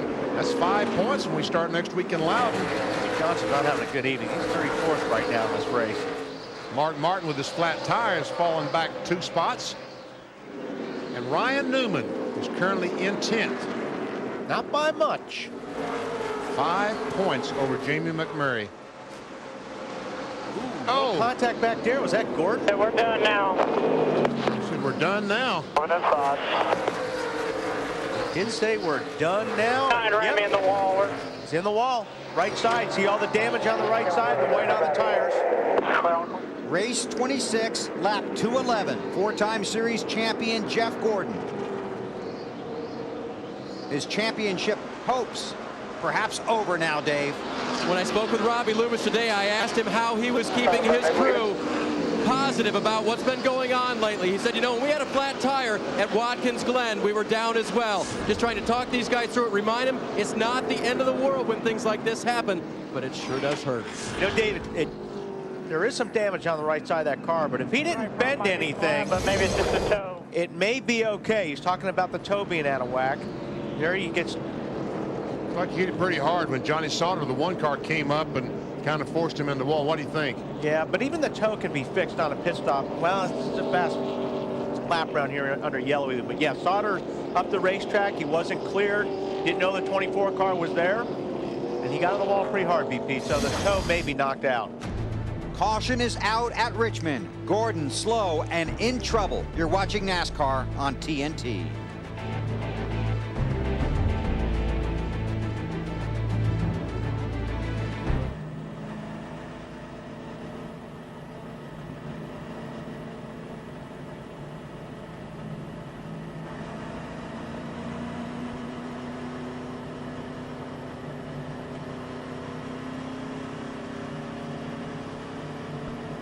Pit road will be open. So I say we stay out right here. It's only 20 laps. 10-4.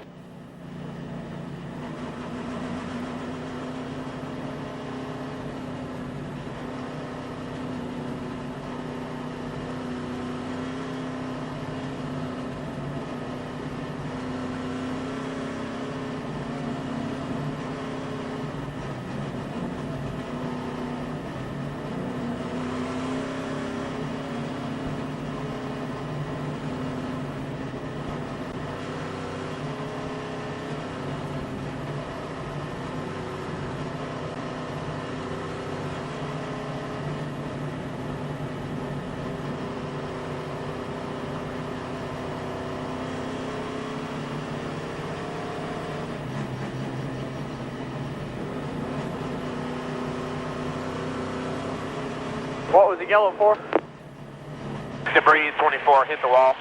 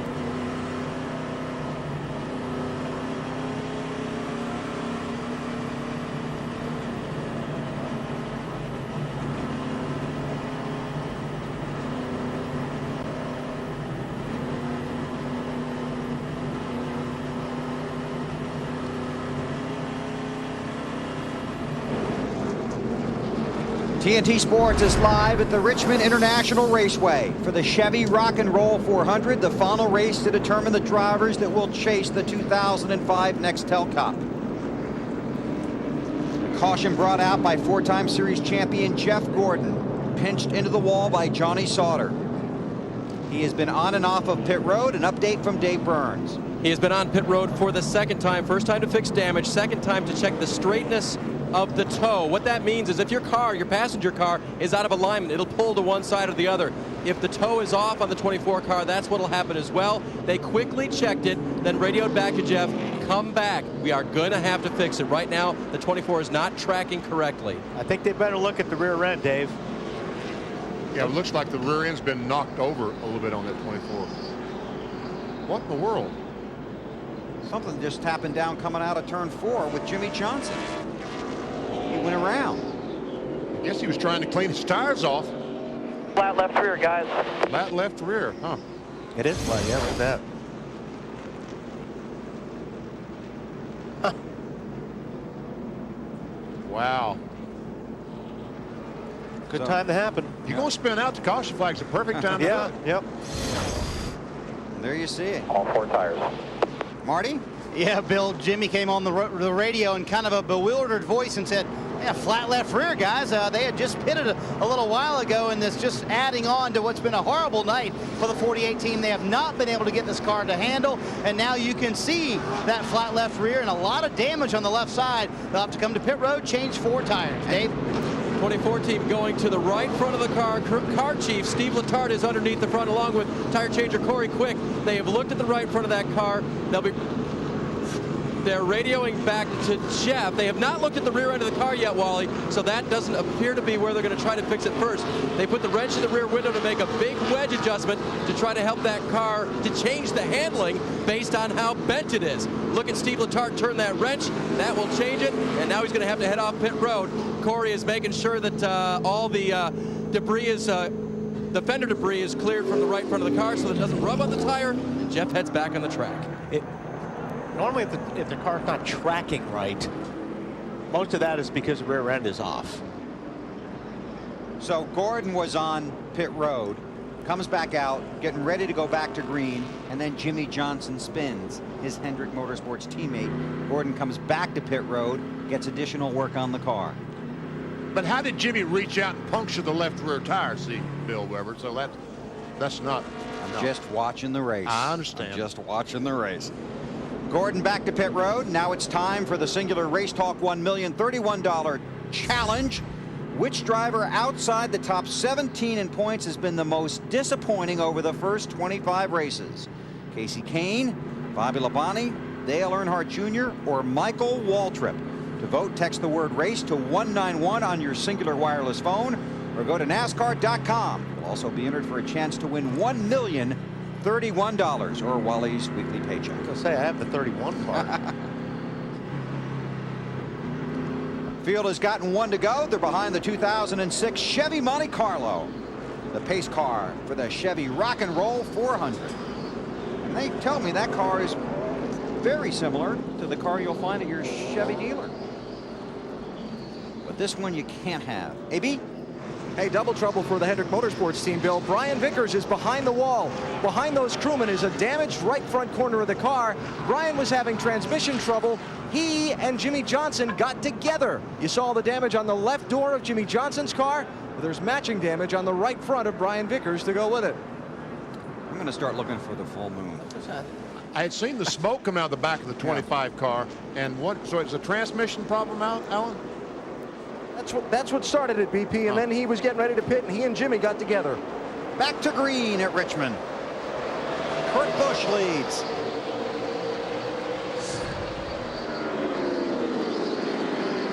Jeff Gordon restarts 1 lap down in 36th. I don't think it's going to much matter because the way that car looks, if they're having problems tracking, it's going to be done for the evening.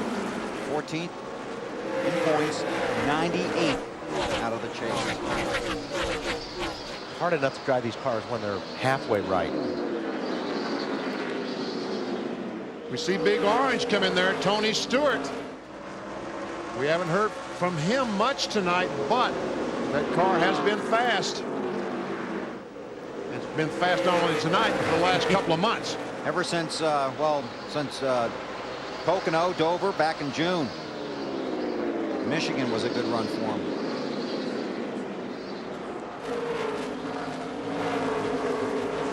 Biffle in the 16. Terry Labonte, the 11 car, having a great run. He's in 6th spot. He's using strategy to get some track position, and he's holding on to it. Ooh, Casey Kane just kind of brushed the wall in that red 9 as it came off the corner. It's not going to work. Ricky Rudd in that blue and white 21 car for the Wood brothers. The Air Force on the hood. On board with Mike Wallace.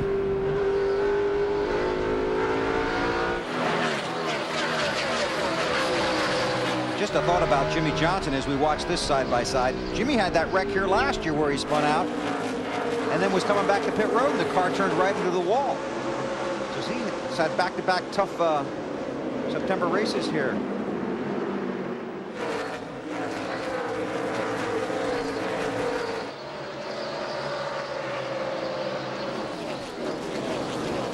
About Casey Kane, Alan. Hey, Wally, if a driver was reporting his car as tight from the center off, what would it likely do when he got to the exit of the corner? Be loose. And maybe contact the outside wall a little bit? Yeah.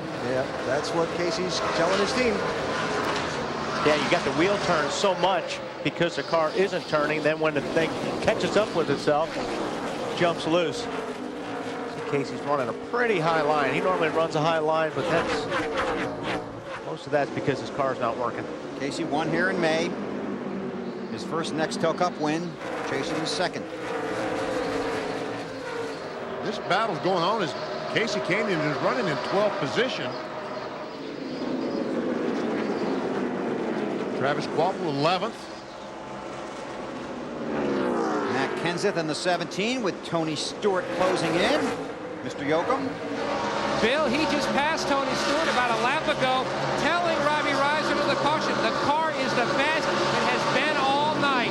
The tires like smooth as glass when they are heated up on the racetrack, but under caution says they're wobbly and vibrating, but this car really looks good now.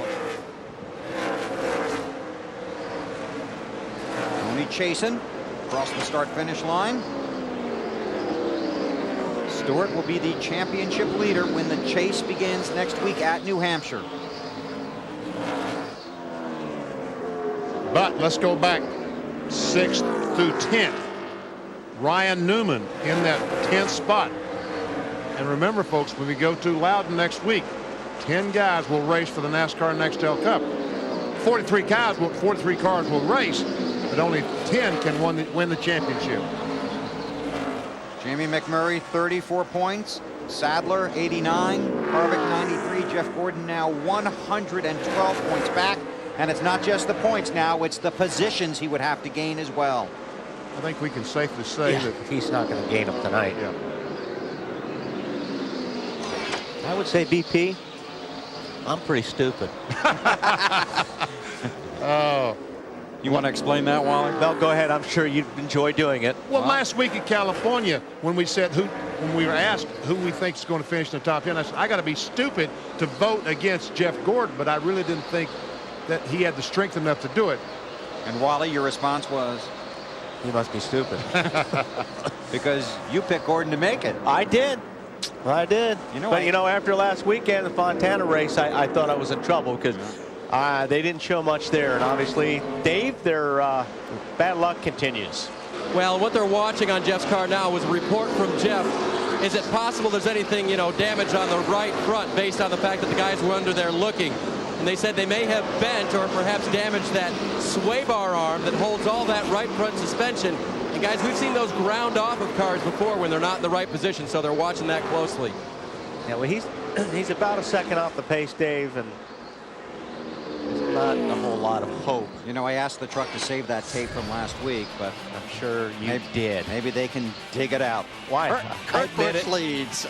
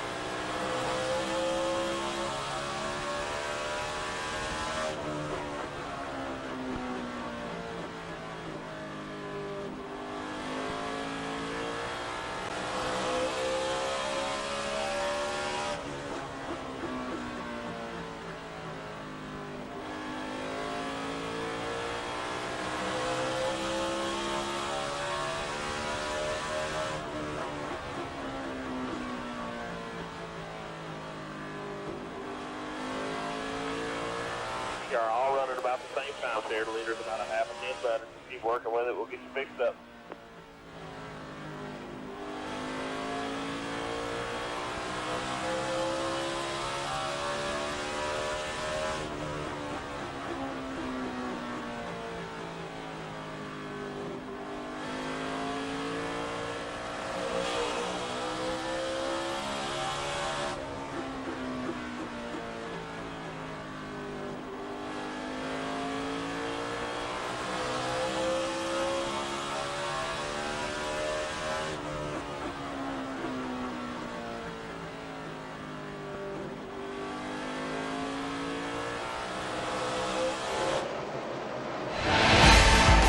The Chevy Rock and Roll 400 from Richmond International Raceway on TNT is brought to you by Chevy, the winningest name in racing, and American Revolution.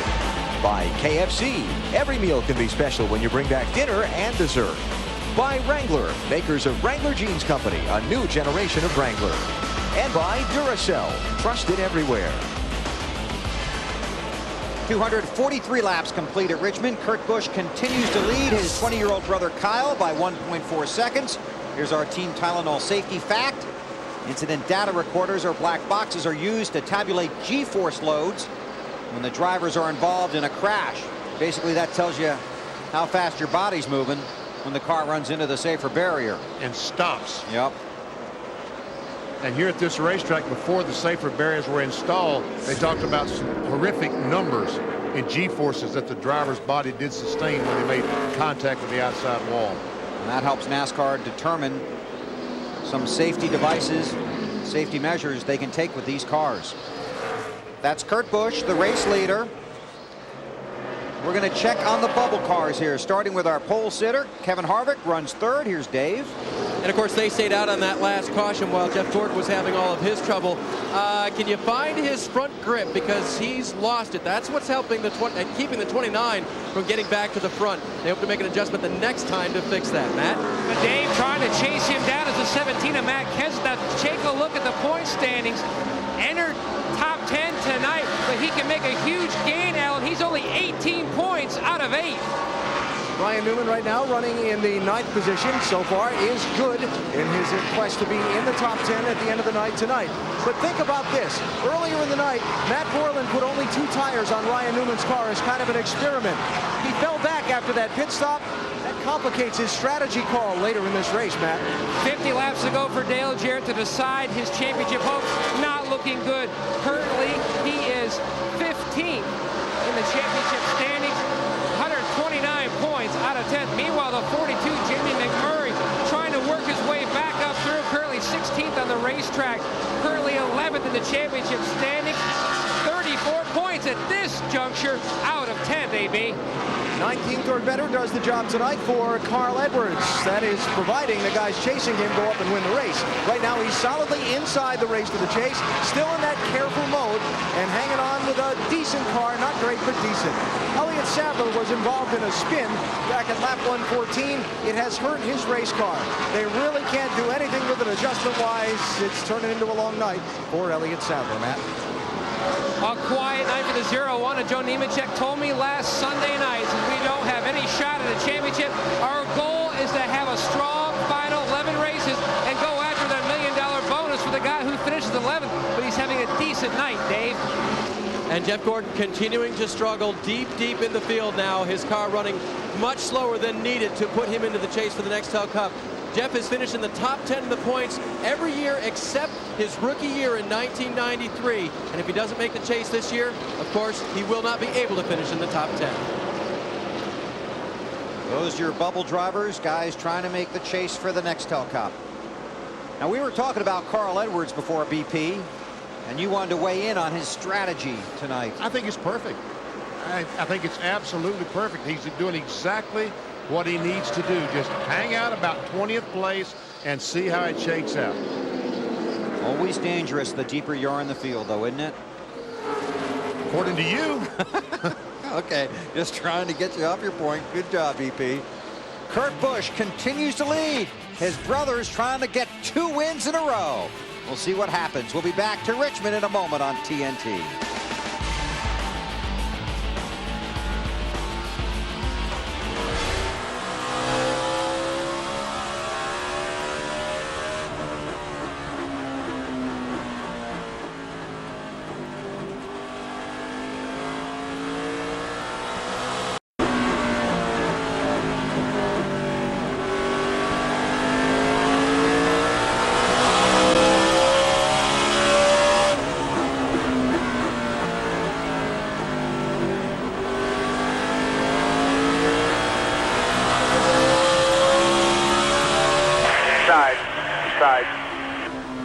Side corner.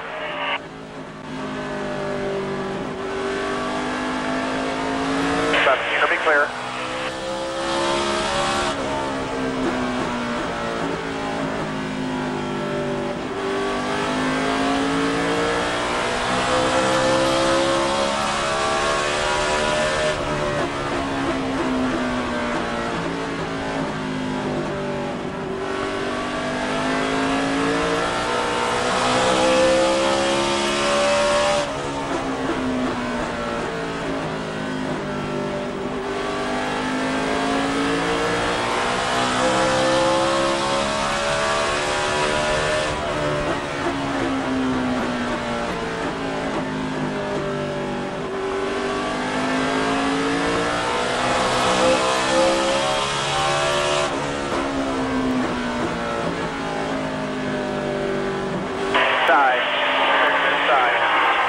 Side corner.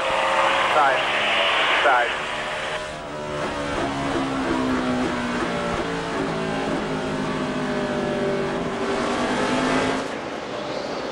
Back here at Richmond, Kurt Busch continues to lead the Chevy Rock and Roll 400 by 1.2 seconds over his brother Kyle. Tony Stewart third, Matt Kenseth fourth, and Kevin Harvick has slipped to fifth. BP? You know, we need to cue the duck because we always learn something when we do, so please. Here's our, go ahead. There we go. Our Aflac trivia question. Who has the most Nextel Cup Series wins on Richmond's 3/4 mile track? I bet it's not Kurt Busch. I bet you're right. But you should know that answer, shouldn't you, BP? I bet he's in. Maybe Rusty Wallace. That was a good call. I'm thinking that's a good guess. How about that? 6 times. He has won here 6 times, including sweeping here in 1989. And in the September race in 1989, Rusty started 6th, went to victory lane, and that was 16 years ago tonight, September 10th, 1989. Rusty, in the chase for the Nextel Cup, has not won a race yet this season. Is it okay to win the championship if you don't go to victory lane? That's a question that's been asked a long time. Can you win the championship without winning a race? And the answer is yes, you can do that. It's the points that count. The wins don't have anything to do with winning a championship. It's a consistency. I learned that the hard way when I've won 10 races in 1993 and still didn't win the title. It's all about consistency. It'd be nice to get a couple wins just to make it look better, but it's all about consistency. It's the way this sport's been forever. He's one fired up driver. I watched about the last 10 laps of the ARCA race at Chicagoland Speedway this afternoon with him. His son Steve finished 4th. Rusty trying to go to victory lane. Matt? Bill driving the car Predator, the same car he won with at Martinsville last year. Love to get this car back to victory lane, but more importantly, look at where this car is running on the racetrack as far as the points go. At this juncture, he is having a solid night, 3rd in the standings, but when he goes to New Hampshire next week, he'll only be 10 points out of the championship lead. Good point, Matt. Rusty Wallace and Mark Martin going to be tough in that chase. Kurt Busch tough at Richmond tonight.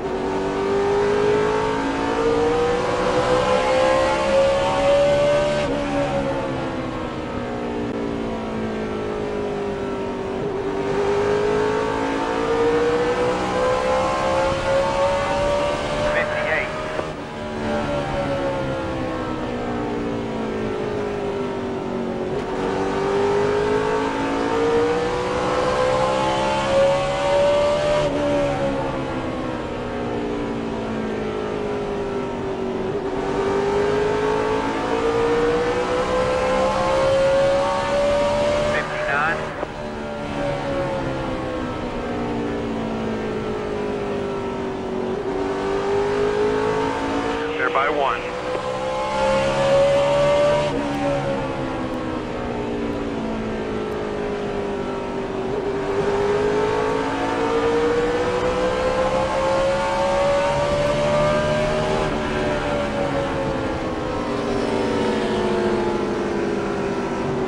Inside.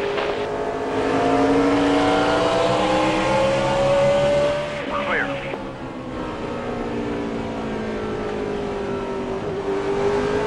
And inside, clear, clear.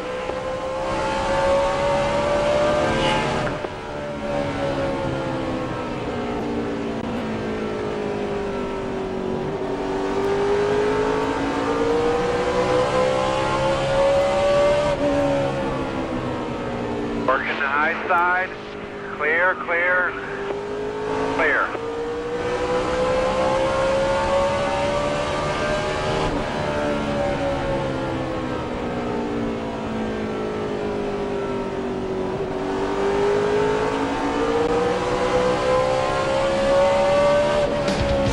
Here's this week's Wrangler 5-star finish. Before the race here in May, Casey Kane said that Tony Stewart was the driver he'd like to beat to the finish line for his first win. Casey got his wish that night as he held off Stewart on a restart with 7 laps to go. It was Casey's first Nextel Cup victory.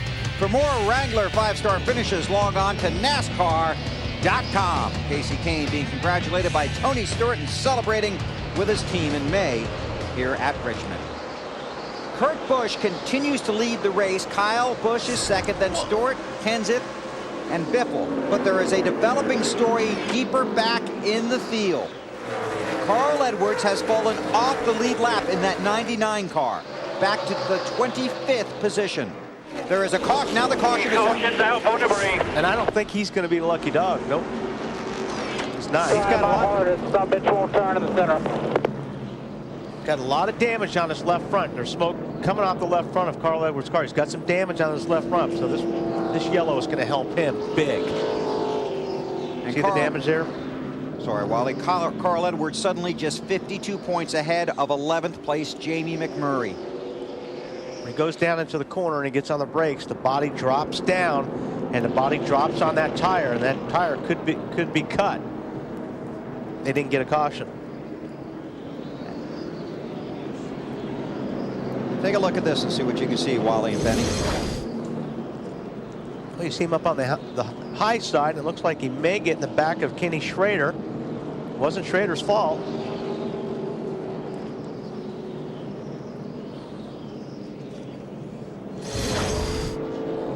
Mike Bliss is the lucky dog.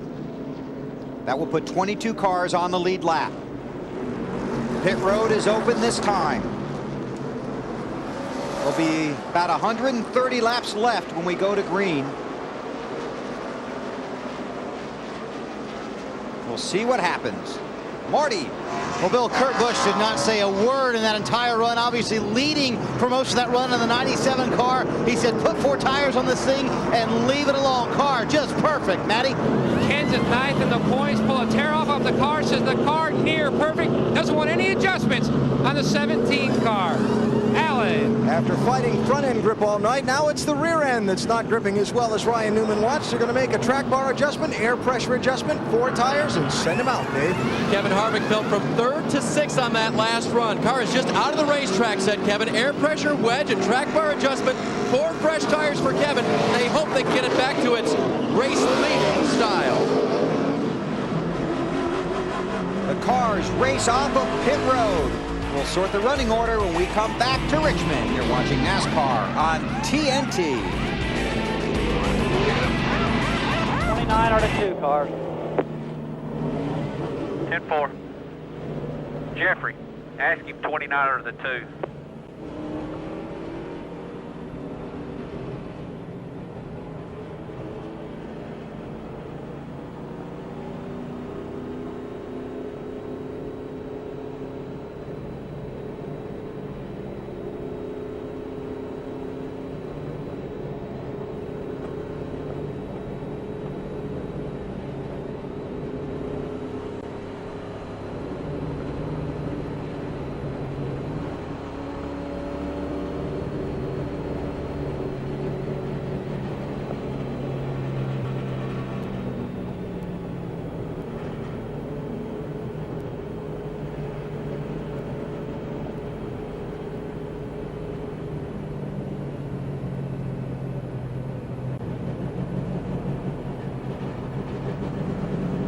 drop, just right on the track, 0.92. Clean that truck down low.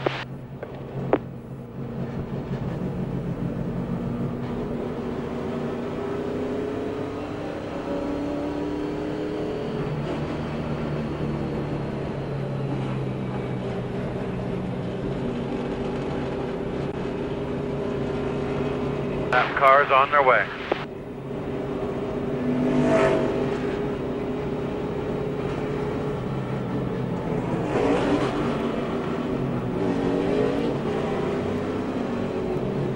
No go.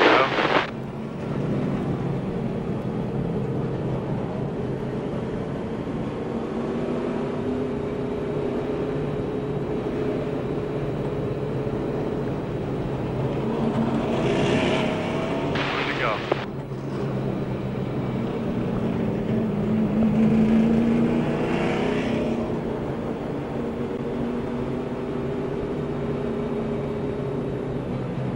Track bar back down, Larry. 10-4, 10-4. Okay.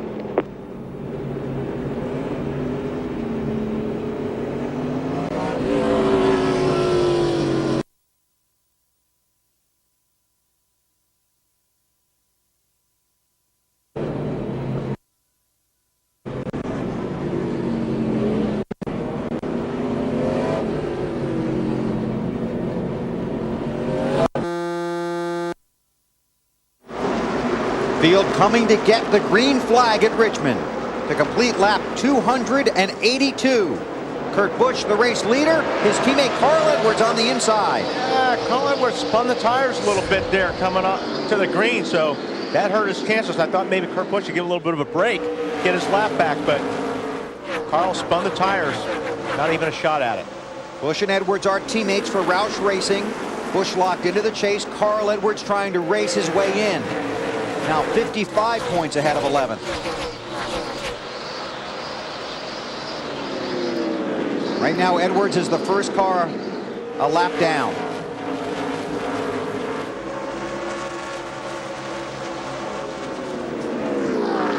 Edwards behind his other teammate, Matt Kenseth. How about the 17, Matt Yoakum? Well, BP and Wally talked about brakes earlier in the show, and that's exactly what Kenseth told Robbie Reiser. He has to let off early to try to save his brakes. He says he's not having a braking issue, but he does feel the pedals starting to get a little less than what he had at the beginning of the race. Yeah, they're probably getting a little bit hot, Matt, so he's having to roll out of the throttle a little bit earlier. Try to keep those brakes a little bit cooler. Kenseth is 9th in the championship standings. Just 4 points behind Edwards. Alan? Hey, here's a really volatile mix for you. Matt Kenseth trying to lock his place in the chase. Carl Edwards trying to race around him and stay the first car a lap down to try and get the lucky dog and save his place in the chase. Bobby Hudson, Carl Spotter telling him, be extra careful right now. Yeah, really careful. Tony Stewart watching the whole thing. Whoa, Stewart a little bit loose there. Slides up the racetrack, and Biffle fills a spot. Maybe. Biffle tries to fill the spot. I meant the spot underneath him. Oh, okay, I got you. And he got it. Wally, you were right again. Getting tired of that. Try not to make a habit of it. Thank you. So now you have 3 Roush cars running in a row. You can see how tight the battle is right now for 8th. Edwards has it. Kenseth trying to get it. Newman, the last man in right now. Go back to 11th, but Murray is 13 points behind Ryan Newman. That's only a couple of positions on the racetrack. McMurray runs 13th right now on the racetrack. Matt, he's still got a shot. He has a shot trying to make the most of it. You heard Jamie say earlier in the show, he did not want to hear an update from his crew chief, Donnie Wingle, of where he and the other chasers stood until late in the race. Under this past caution, he finally asked. Donnie, how's it sizing up right now? We're basically racing to 12, aren't we? That'd be correct. Okay, 10-4. Know what you got to do, Jamie. 10-4. He is currently 13 points out of the 10th position. He is chasing the 12 car to get his bid into the chase, which he missed last year by only 15 points. Yeah, he's got some unfinished business here, doesn't he, a year later? He does. And I tell you what, the 42 car McMurray is running well. But he's right in the middle of all that. Oh, no, he's got Harvick. That is Harvick. Looks like he just got out of the groove. Yep. Yeah, you can see all the garbage flying off the tires. See him working the wheel. He's trying to clean the tires off. When these tires get hot and you get up out of the groove, there's a lot of dirt and trash up there, and it sticks to your tires. So the car doesn't handle real well until you get that stuff cleaned back off the tires. That sounds like fun. Harvick is back in the 14th position. And this is on board with Rusty Wallace looking right at Harvick. Going down into turn 1 here. He just slides up the racetrack and he gets all in that curve. Didn't take long to clear him, did it? Dave? They don't know what the issue is on the 29. Remember, Kevin radioed that his car was out of the track. He radioed just a few moments ago. This car's out of control. They made a number of adjustments on that car to try to get the feel back for Kevin, but right now it's a handful. And one thing to keep in mind about Harvick, that 25-point penalty they got at Las Vegas for less than a full tank of gas during qualifying. We'll see if that plays into it as the night goes along. Take a look at the results from our singular Race Talk poll. Remember, you can still text RACE to 191 for a chance to win $1,031,000. I didn't think that was going to be any different than what it is. I knew that was going to be big. Dale Earnhardt Jr. wins every vote, doesn't he? Even when it's bad. Yeah, that's when he didn't want to win. Exactly. 296 laps of 400 are complete. Kurt Busch leads through the field when we come back.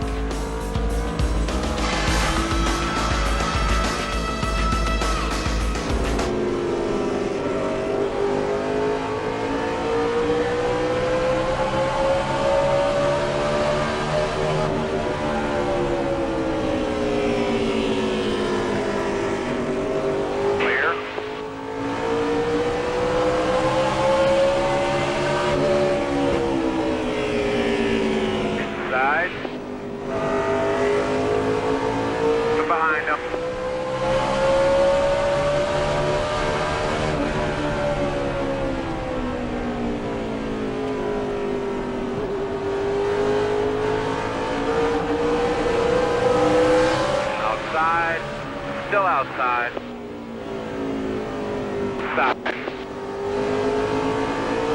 Clear. Nice work. Good time.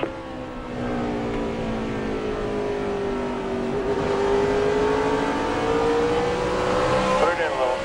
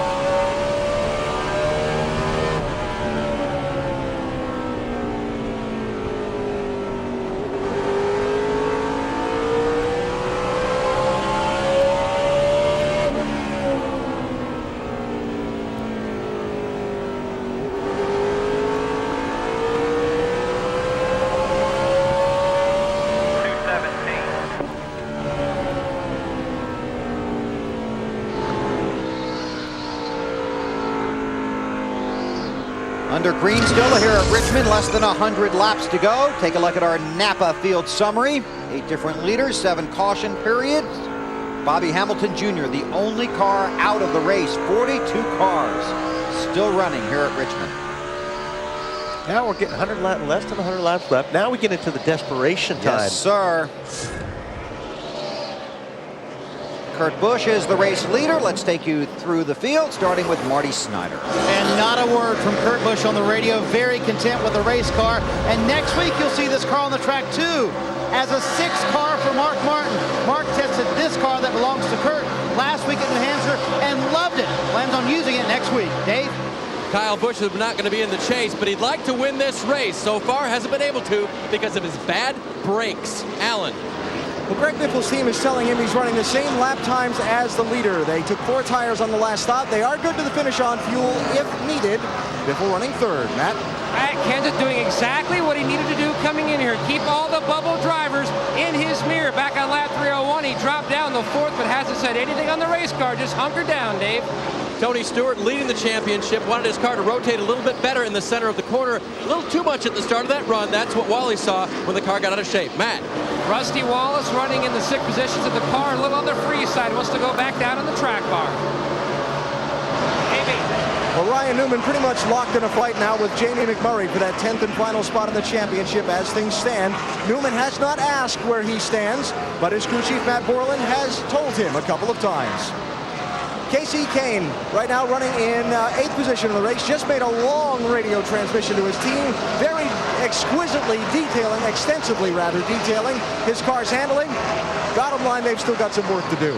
Jeremy Mayfield, a disappointing 10th place as of right now. His car that they thought could maybe run away and win this race by a long shot, still hanging on. Mayfield in 9th spot now, though good on locking a place in the chase. Marty? Terry Labonte's car now too loose, Alan. Earlier it was a little too tight, but he has stayed up front with the top 10 guys 11 years ago tonight. Terry got his very first Richmond win. Bill? Those are the top 10. Kurt Busch leads by 1.3 seconds over his brother, 2.5 seconds back to Biffle, 3.3 seconds back to Matt. We continue to go through the field and check in on the 88, Yoakum. Dale Jarrett just outside the top 10, but he has moved up 1 spot in the points. He's now 14th, just 12 markers out of 13th, chasing down Jeff Gordon. The car's still tight, Dave. Kevin Harvick restarted 6th, now back in the 15th position. Caution, guys. Caution on the raceway. We're hearing it's for Robbie Gordon. Looks like he got in the wall, BP, or got into somebody. Well, he was racing with Schrader there. In racing terminology, pancake to right side. See what we can see. Look at the top of the screen here. See him and Schrader up there, and you know what? He just got in the loose stuff too, BP. They're racing side by side, but they already were high on the racetrack. We've seen so many cars moving up on the racetrack trying to find some grip, and sometimes it gets outside that groove, and that's the result. We saw the trash up there. When you hit that trash with those hot tires, you just lose grip right now. Carl Edwards is the lucky dog, and that is a lucky dog. Running 23rd. All right. This is where the desperation comes in. That's what we've been waiting for. 90 laps to go. Here they come, Marty. No desperation for the 97 team with 88 laps to go. They'll play it conservative here. Kurt Busch, his only communication, I need 4 more just like that, meaning 4 more tires. The car has been outstanding, especially on these long runs. Matt? Could be their final pit stop. A drink of water to Matt Kenseth. No chassis adjustments. A great run going tonight. Top 5 run is what he needs to clinch his berth. Alan.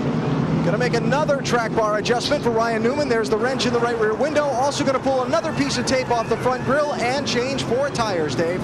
They believe lowering the air pressure in the front tires for Kevin Harvick hurt the handling on this car. They're going to raise it back up, change 4 tires, hope that begins to put this car back in the right direction. Left side finishing up. Kevin Harvick will leave pit road. I'm shocked. I am too. I'm totally shocked. Nobody took 2 tires and fuel. I'm sorry, Wally. Are you? Really? Not really. I don't believe him either. We'll be right back. Truck up.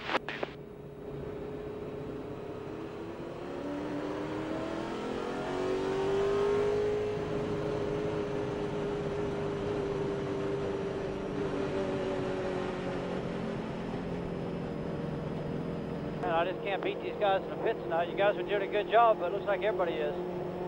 Yeah, they did a great job there. Good job, though. You look like you Goose did pretty good there coming out, so watch your speed.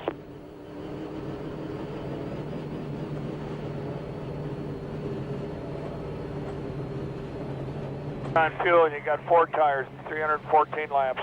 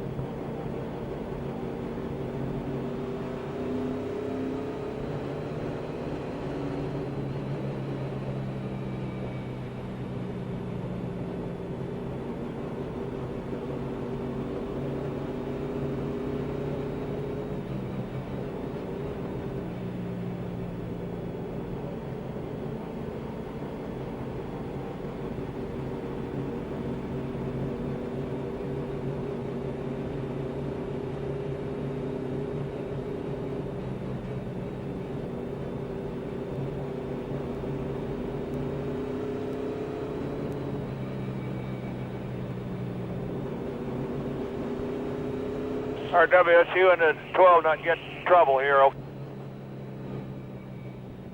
am I going to get in trouble with him? The pressure starts then. You know that those last 10 races you can't make a mistake. It's an incredible amount of pressure. You know, I don't know if I ever felt pressure like this. If you show any sign of weakness, if you're a little bit slow, I mean, the guys in your mirror just eat you up. The drama and excitement just makes it the Super Bowl every week. Next weekend, the chase for the Nextel Cup begins in Loudon, New Hampshire. It all starts next Saturday on TNT with Bud Pole qualifying at noon Eastern time. Then a week from tomorrow on TNT, it's NASCAR Nextel Cup Series racing from Loudon. Coverage begins at 12:30 Eastern with the Bank of America countdown to green. I'm with you, Wally. I think the 42 I'm just should have taken 2. Yep, I'm surprised they didn't take 2 tires. Get that track position on the 12 car of Ryan Newman. I know there's a long way to go, but I don't know. Tell me something, Matt. Wally, the big reason why the car has lost the handle. Now, it's not bad, but it's not great either. Donnie Wingle said we could not afford to take 2 tires at this point because this could be our last stop. We had to make significant adjustments. Wedge, track bar, and air pressure. This could be our last shot. 17 points out of 10. Okay, well, if they're not handling, then they have to come in for 4. Now that makes sense. Casey Kane took 2 tires. He leads. And Matt Kenseth has that 17 car in front of Kurt Busch.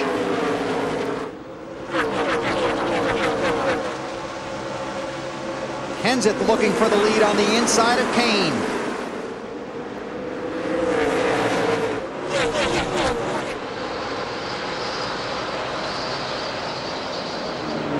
Hey, Bill, during the caution, Matt Kenseth radioed over to Kurt Busch and said, hey, can you protect my line here? Keep the 9 off me. I need to lead a lap. I have not done that tonight. I need the 5 bonus points. Kurt said, I will grant you your wish. And Matt said, thank you, Purple Man. Of course, Kurt driving the purple car tonight. And there's the 5 points Matt's been waiting for. That's big. 5 bonus points for leading a lap. That is big. You have to remember, Jamie McMurray missed the chase last year by 15 points. Jimmy Johnson finished second in the championship standings at the end of the year by 8. Kurt Busch under Casey Kane.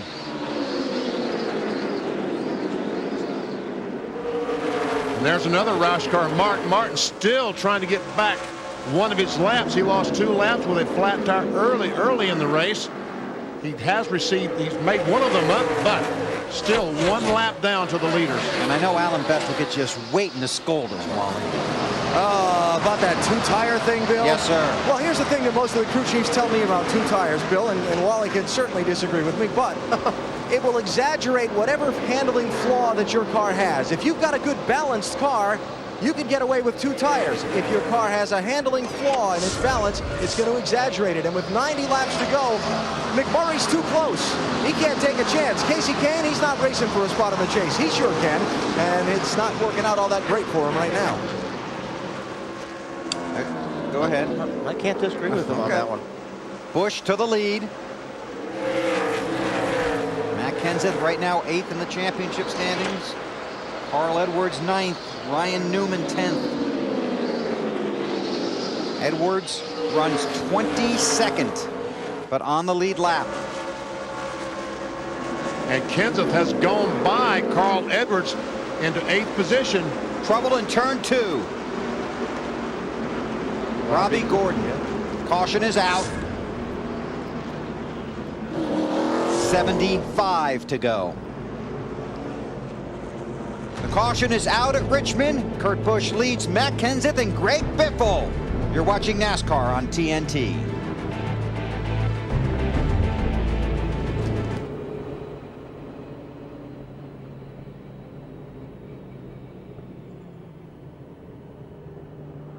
The road's open.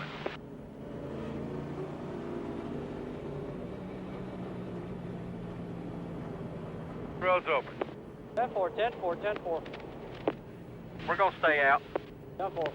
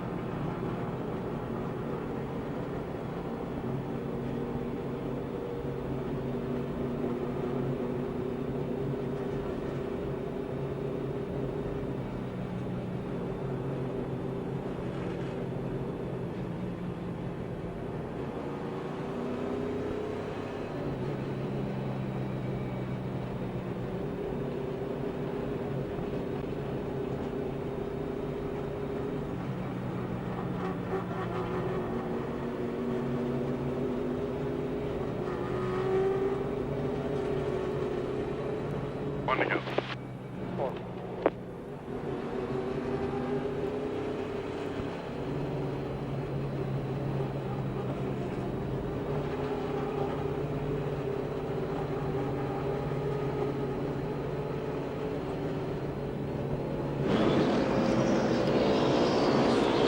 Field getting the 1 to go here at Richmond.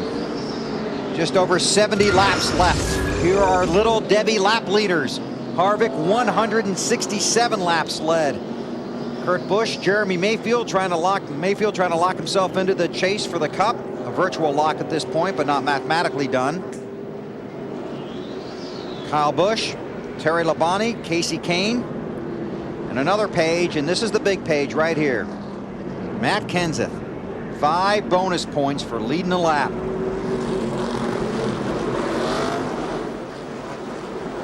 All right. Okay. 70 plus laps to go. 71 when they take the green. Busch leads. Mark Martin was the lucky dog. He's back on the lead lap. Carl Edwards did pit. Don't count out that 6 car. We probably may hear from him before this is over. He can work his way through there. Back in 23rd. He's going to gain a lot of spots. We'll have to see how many he can make up. Elliott Sadler was also on pit road. He restarted 20th. Oh, Nemechek. 0-1. Black flag for the 40 car of Sterling Marlin. Who's that? Stewart. Tony Stewart out of the groove. Yeah, he's another one of those guys that get up in the garbage.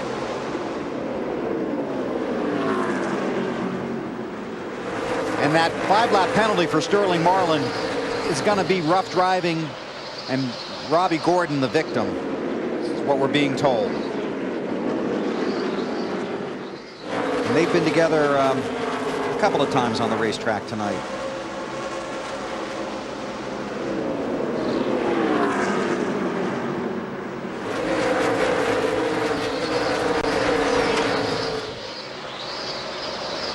It's like Tony Stewart has his car back under control, but he's fallen back to, where is Tony Stewart? 13th. Okay. Dave, how about car 2-0? Yeah, here's the deal with Tony Stewart. Every run tonight, as it starts out, the car won't grip early in the run. So they've made track bar adjustments to try to help that, and they made the same one the last time, but during that last run, and not that last thing you saw, but the one before that, when the car jumped out, Tony radioed back, Zippy, I don't know what it's doing, but it's jumped out twice on me in 2 corners. So right now, Tony car a little unpredictable.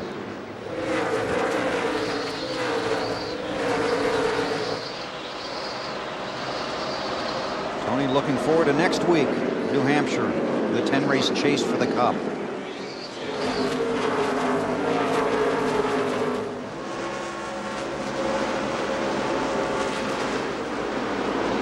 Greg Biffle in 16 is running 3rd, but on the restart, he got it behind the 0-1 to 22, and he just can't get by him. He's probably the one there. He looked like a little bit loose off that turn 4, that last lap.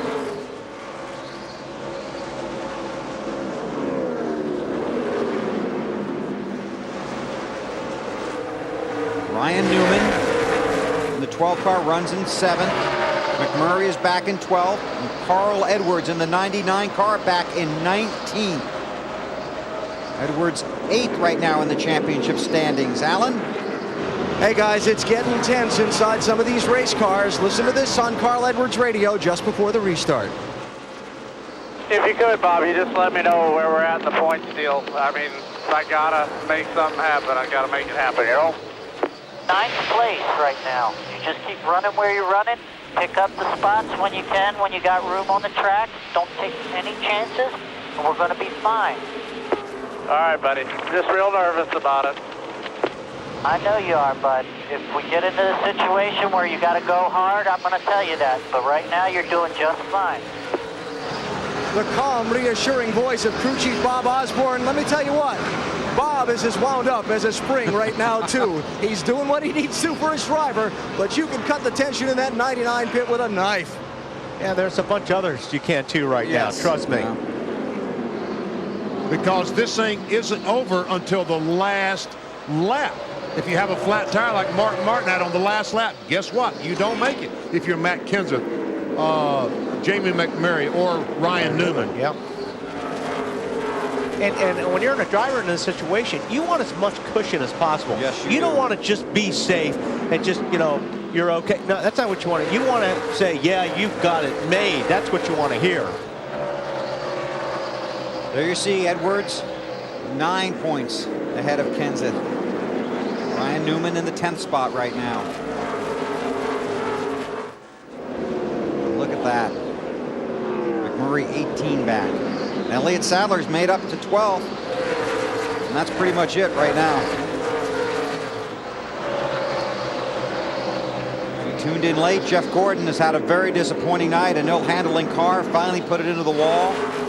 Crew has worked hard on it several times on pit road, but Gordon runs 36th, 3 laps down. Kurt Busch leads. Dave on Jeff Gordon's night. And Jeff's pretty much given up on that race car in terms of being anything that will handle. In fact, the last time before the restart, he said, guys, I'm just going to drop to the back here for the restart. I don't want to get in anyone's way.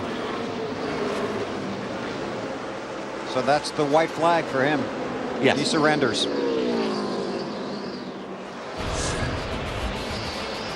Just over 50 laps to go at Richmond, and a lot yet to unfold.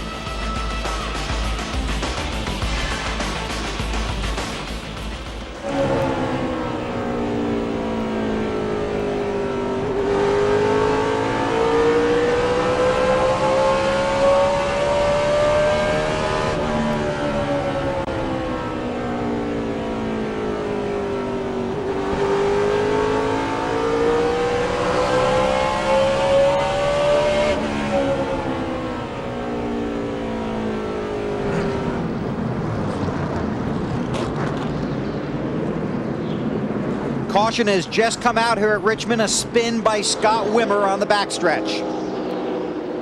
Caution is out with 55 laps to go. Here's what happened.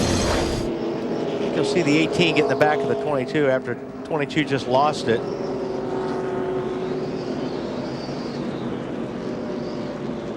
Scott Wimmer got behind in the steering off turn 2 and never could get it corralled, could he? Now the question is, who comes and who doesn't? 23 cars on the lead lap. Jeff Green is the lucky dog. Boy, this is going to be interesting. Now here's the time for desperate moves. Yep. Well, you know what McMurray's got to do.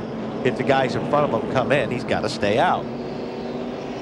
If they all stay out, you come in, put 4 fresh tires on, and try to make something happen. In about 50 laps. Matt? Desperation is setting in. Jamie McMurray not in the chase at this moment, talking about pitting, making a track bar adjustment. No, they couldn't make any headway on the last run. They made it up to 12th, but that was because Tony Stewart got up in the marbles, talking about what other adjustments to make to try to improve this race car. This could be their last shot on pit road. Man, leaders are staying out, so you know what? I think I would come in. I'd put 4 tires on that thing. Would you? Here he comes. You got nothing to lose. Nope. Dale Jarrett, Jamie McMurray. 2 tires. 2. Matt. And the Texaco guys off the wall, pull the tear off the windshield. Air pressure adjustment, 2 tires. He's away. 2 tires, that's good. Alan. Well, Carl Edwards is going to come in. They're going to fire 4 tires at this thing. I think this is a good call on their part. They've got nothing to lose by having fresh tires on and trying to pick up some spots. They were kind of toward the end of the lead lap cars anyway. Well, we'll see how the 4 tires for Edwards, the 2 tires for McMurray play out in the final 50 laps at Richmond.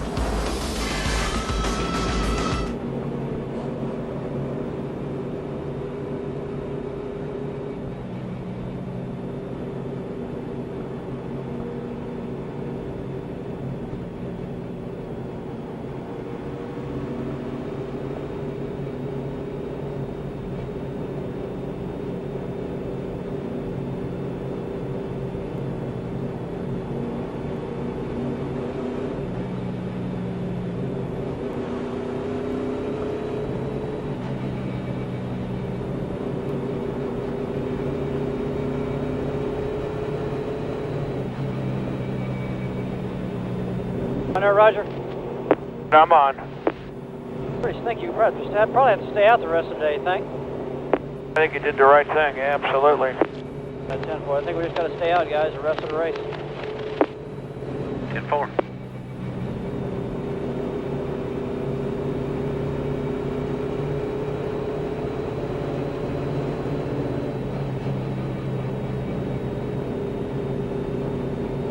.42 is 10 cars back, took 2 is all.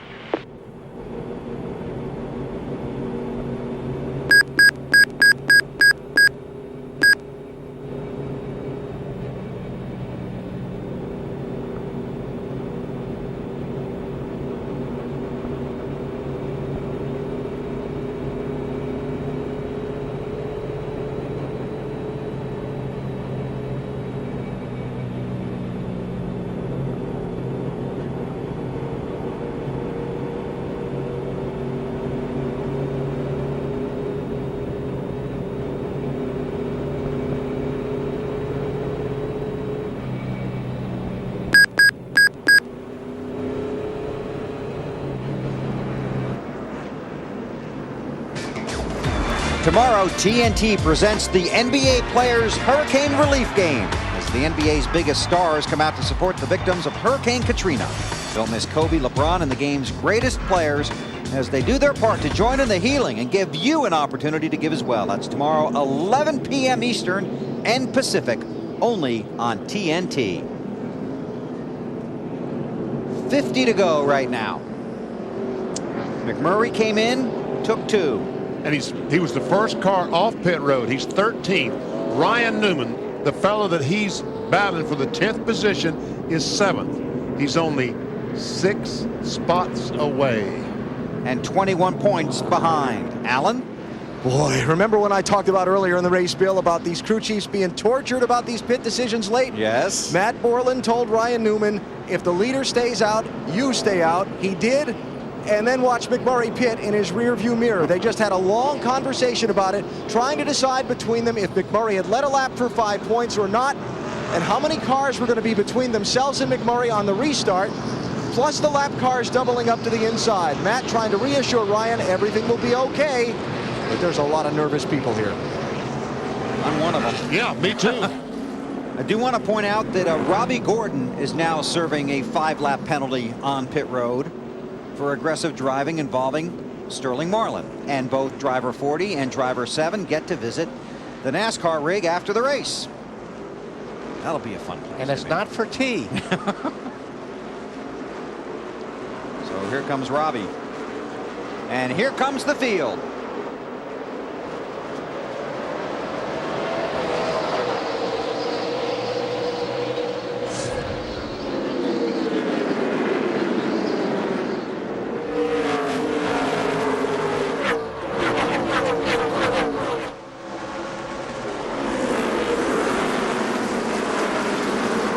Roush cars trying to break away at the front. Kurt Busch, Matt Kenseth, Greg Biffle. And last week's winner, Kyle Busch in a Hendrick Chevy.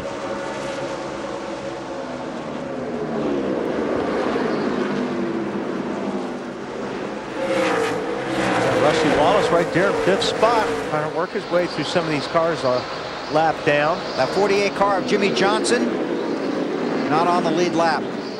27.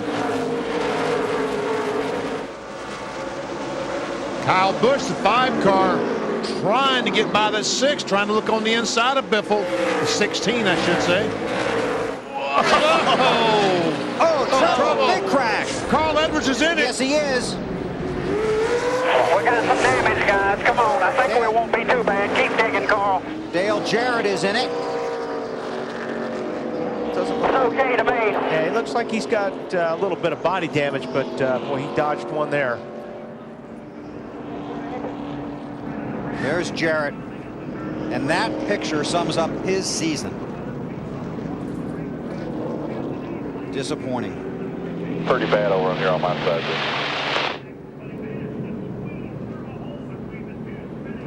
All right, let's take a look. Well, there's just a pack of them, Benny. Boy, that's right in front of the 42 of McMurray, too. Looks like they just tried going 3 wide into turn 3 there, Benny, and that doesn't work here. No, it didn't work. You can think about it. Carl trying to weave his way through. Same for Elliott Sadler. See, that's why you just got to be careful. Bob Osborne told him, just be careful, and he was, wasn't he? The deeper you are in the field, the greater chance of being involved in the caution. Exactly. That's Tony Raines in the 37 Yes. car that DJ was trying to get on the inside of. Dave Blaney in the 07. Well, I did take a pop in the right rear, and he did take a pop in the right front. On board with Dale Earnhardt Jr. Clear low. Little tap to Mike Wallace. Come on, we just got hit, guys. He continues under caution. Just over 40 laps to go.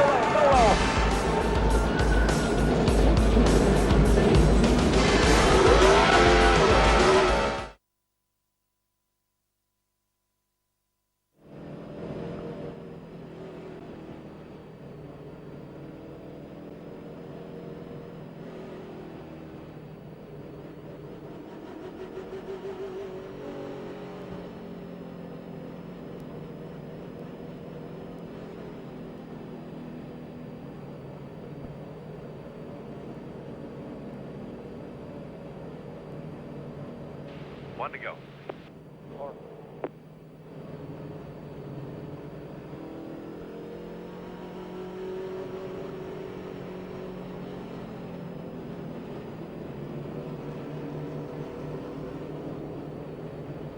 I'm going to have one coming on the outside about 15 back right now.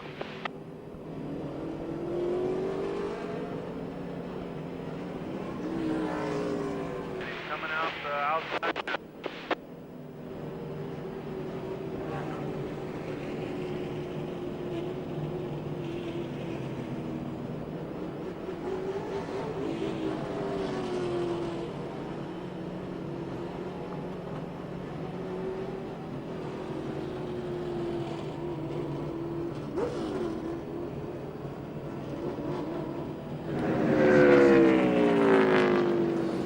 Lights are out on the pace car. The field coming to get the green. There'll be 41 laps to go.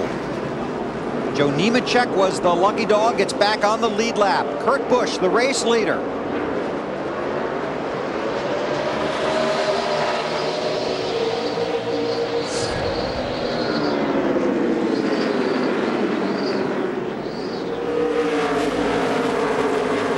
Carl Edwards did come to pit road. Nemechek was the lucky dog, but he's on Here pit we go. road. They're going 3 abreast again down there. Oh, Ricky Rudd, the 21 car, jumped on the inside of Scott Riggs. Edwards came to pit road. Currently runs 21st. Elliott Sadler also to pit road, runs 22nd. I wonder why that smoke was. It's the 07 car, Blaney, going down the backstretch. He's taking the car to pit road. Wise move.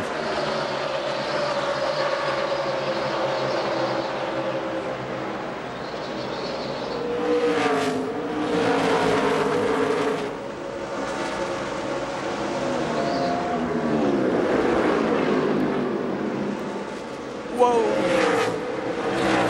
It's getting slick, isn't it? Yep, getting slick, and everybody's getting impatient and desperate. Newman's sitting in 10th spot right now, but he's also sitting in 7th spot on the racetrack. He doesn't have to deal with all this traffic like McMurray does. Busch leads. Ken's at second. Another crash. Ricky Rudd in the wall. And now Jamie McMurray. Oh, no. Jamie McMurray. Put us into the fence. And that's it. That's it. 37. He was 18 points out of the final spot in the chase. Oh. Missed it last year by 15. Well, I know there's one person smiling about that. He's driving a 12 car. Ryan Newman.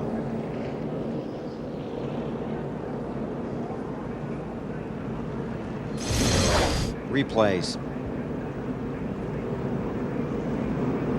You see him right there behind Tony Raines. He goes down underneath Tony, gets into Tony, and he slides up and gets into the 21. Now the 42 goes by.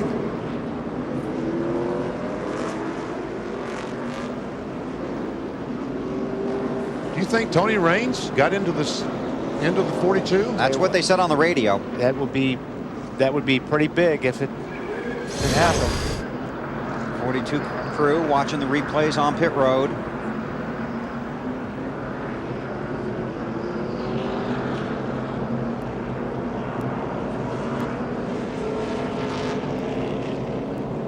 Jamie McMurray. Yeah, that's going to be it for him. Comes back to his pit First turn. Now come on down. Turn left right into here. He's going to go behind the wall. See if we can see anything on board with Mike Wallace. Back to the caution. Spin on the back stretch in front of you. Looked to me like he got hit. Good job, good job. There are two guys that know what happened. Yeah. Jamie McMurray is one of them, and I'll bet he tells us the other one. The grass, Jamie. There you go, buddy. That's exactly what Mike Helton addressed in the driver's meeting this afternoon, that they're going to officiate this race like everybody else. if you're going to change the outcome, that's changing the outcome, especially when somebody's wrecked up in turn 2 already. Tony Raines not on the lead lap. Let's see what happened. 28. He was the guy that Jamie got on the inside of him, pushed up into the 21 car that caused Rudd to crash.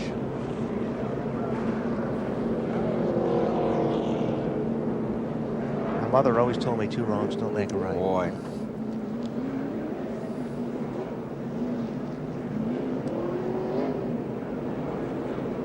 You know, his interview with Marty from last year at this race just etched into your mind. How disappointed he was, frustrated. Now he has to live that again.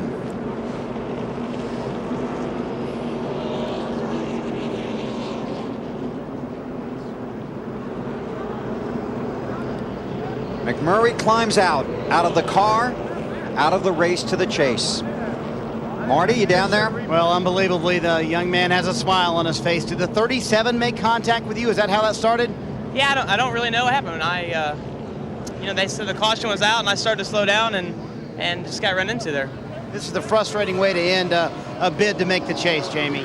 No, I mean, you have 25 other races to try to make it into this, and we just didn't run well enough in those. And you know, I could see Ryan ahead of me all night, and they told me I had to beat him, and we just couldn't get there. But it's frustrating because you want to be in the chase, but we just haven't run as well as we did last year. Tell me a little more about your night tonight. I know you were trying to chase Ryan down. You guys tried 2 tires there on the last caution.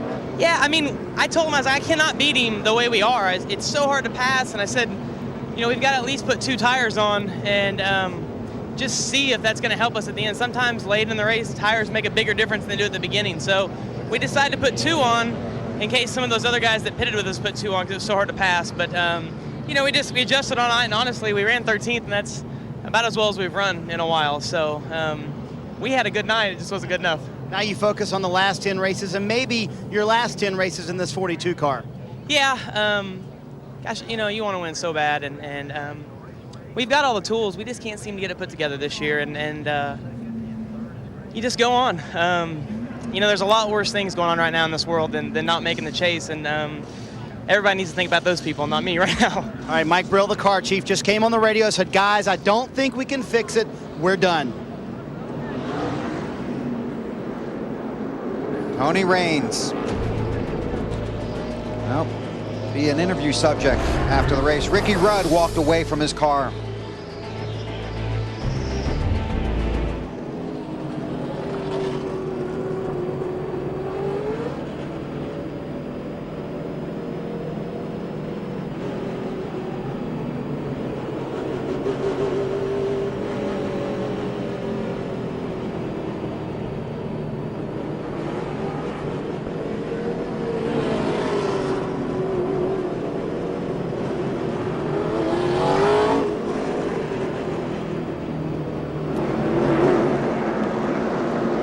Field coming to get the green.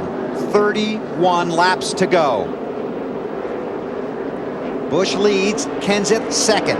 Green flag.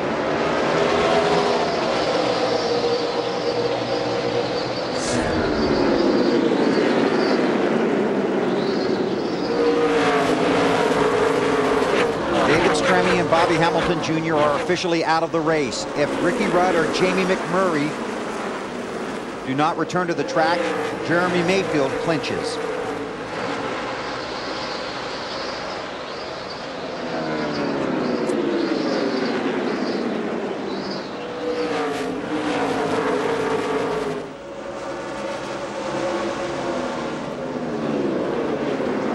The 37 car of Tony Raines to pit road. 5-lap penalty, rough driving.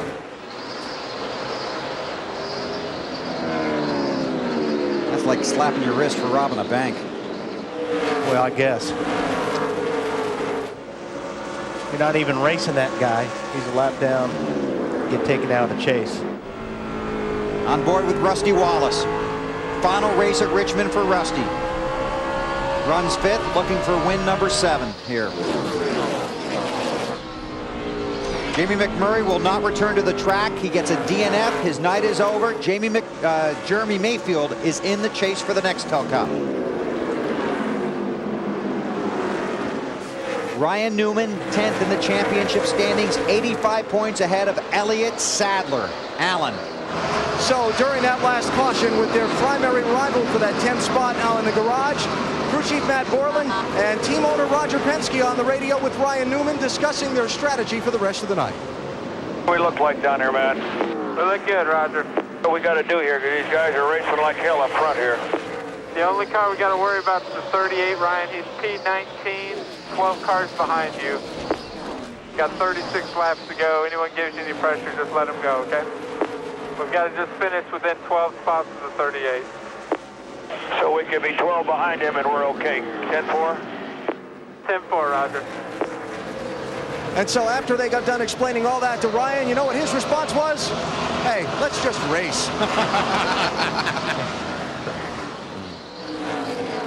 Ricky Rudd treated and released from the infield care center.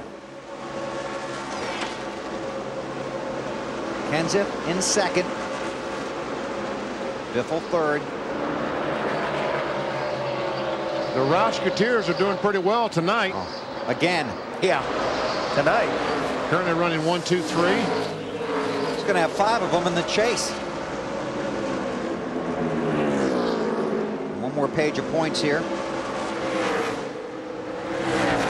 There you see the math that Borland and Mr. Penske did for Ryan. He probably already had it done in his head anyway, knowing Ryan. McMurray will continue to slide back. Tell you what, the Kyle Busch, the 5 car, is not too shabby.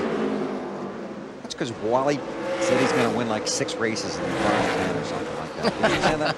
I don't think it was 6, but I said once he gets his first one, he's going to win a lot more real quick. Won last week at California, trying to go back-to-back, Dave. Kyle has been doing very, very well as he goes to the inside of Biffle now. Remember those brake problems we talked about earlier? They have gone away. Kyle has stopped in his pit every time. The car will stop going into the corners. He can use those brakes, and he's got a good handling race car. He's using it right now. I'll tell you what, he's sliding that car all over the place. Chasing Biffle, Allen. Yeah, we haven't talked a lot about Greg Biffle tonight, Bill, because we've been focusing on the chase, but Biffle's been in the top 5 just about the entire night. Their goal for this evening, a solid up front finish, if not a win, to establish some momentum for those 10 championship-determining races. I think they've done pretty well at that. I agree. Biffle ran his fastest lap of the night just 5 laps ago. Kenseth just 6 laps ago.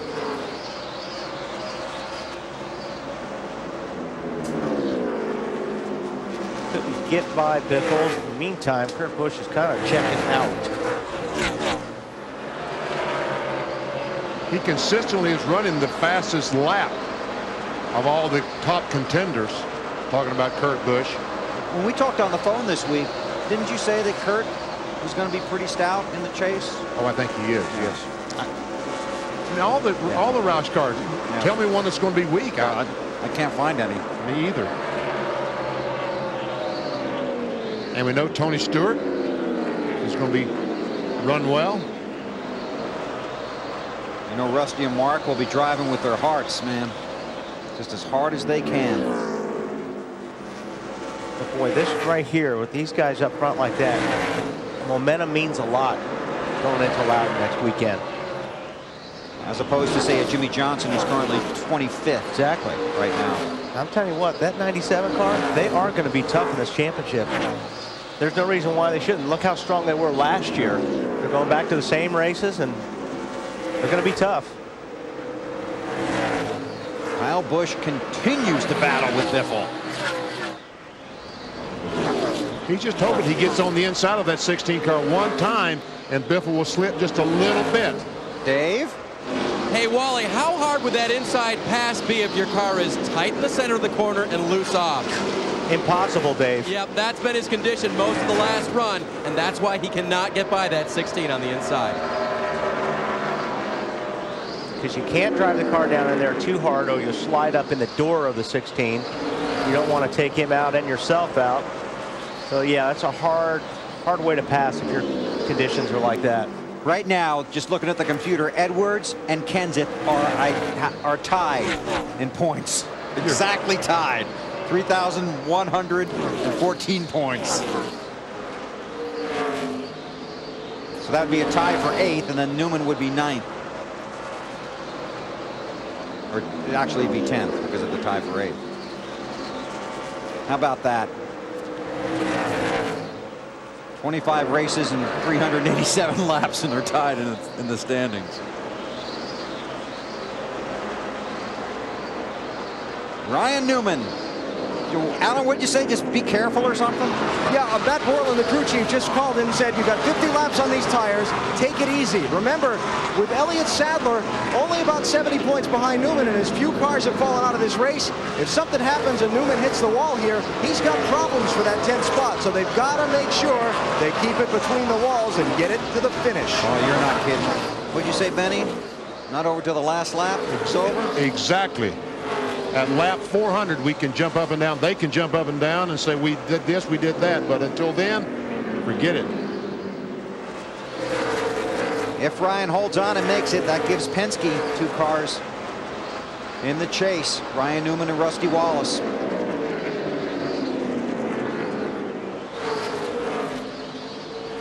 Marty Snyder. And Bill, this is a frustrating way to end the chase run for Dale Jarrett. A rough night out there for you, DJ. Well, we had a good race car, but lap traffic was pretty tough. Prime real estate, and everybody was trying to get to the same spot, and it was unfortunate. That was one of the better runs we've had. I was happy. We made some good adjustments with our car, but another bad night at the end. What happened on that last incident? I was up beside the 37, who was a lap car, and he ran me down on the apron, and kind of hard to steer down there. Comforting to know that you can just now go race for the last 10 and not worry about the chase. No, we'd like to be a part of it, but we'll see if we can get this UPS Ford in Victor Lane. All right, Dale Jarrett, we'll call it quits a little early tonight. Not a member of the chase group. His first DNF, did not finish of the season. Ryan Newman, 11th on the track, 10th in the championship standings. 69 points ahead of Elliott Sadler. Good run for that 77 car. Right behind him, Travis Kvapil. Yep. Trying to get that deal turned around. A priority. Yeah, they called it. John Erickson from Penske Racing this morning about it. They're focused in on turning that thing around for Travis. Led earlier in the race.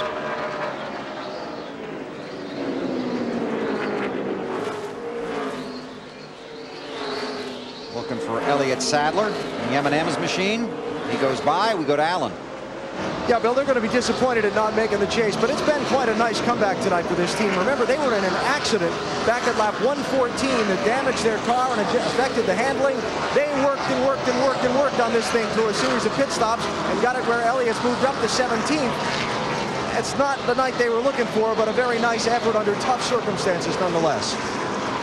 And all these teams that didn't make it, especially the ones that got close, the ride home tonight or tomorrow morning, they're going to be thinking about one race or 2 races where if this had happened or that had happened, they'd be in.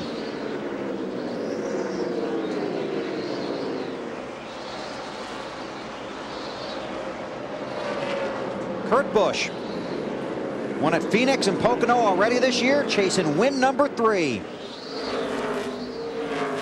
Matt Kenseth in second, and he's still working on it. Still trying. Allen? Well, nobody down in Ryan Newman's pit's taking anything for granted. Look at this. All of the members of his team gathered around the scoring monitor, watching every lap time, every position, waiting to bust loose in celebration a few laps from now if they can just hold on.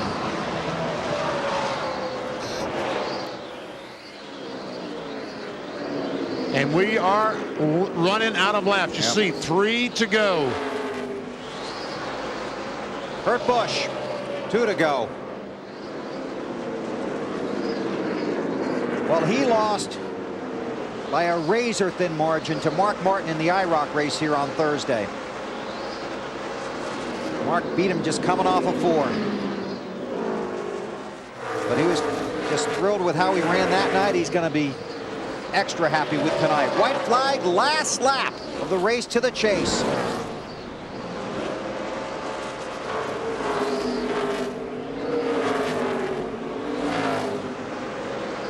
Down the backstretch. Kurt Busch, the defending series champion, locked into the chase for the Nextel Cup, is going to take the checkered flag. Kurt Busch wins at Richmond.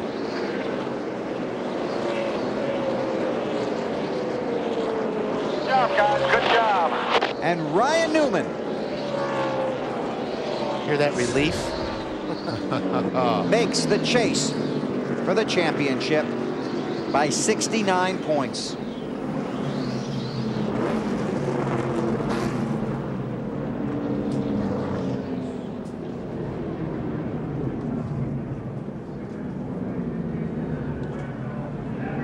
Kurt Busch started 5th tonight, his 6th short track win.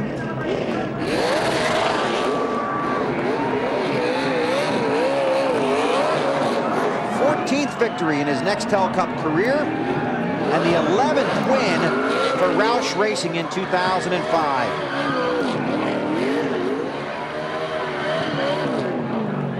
Roush cars come home 1st, 2nd, and 3rd. It's the first time one owner has had a 1-2-3 finish since the 1997 Daytona 500 when Hendrick Motorsports did it.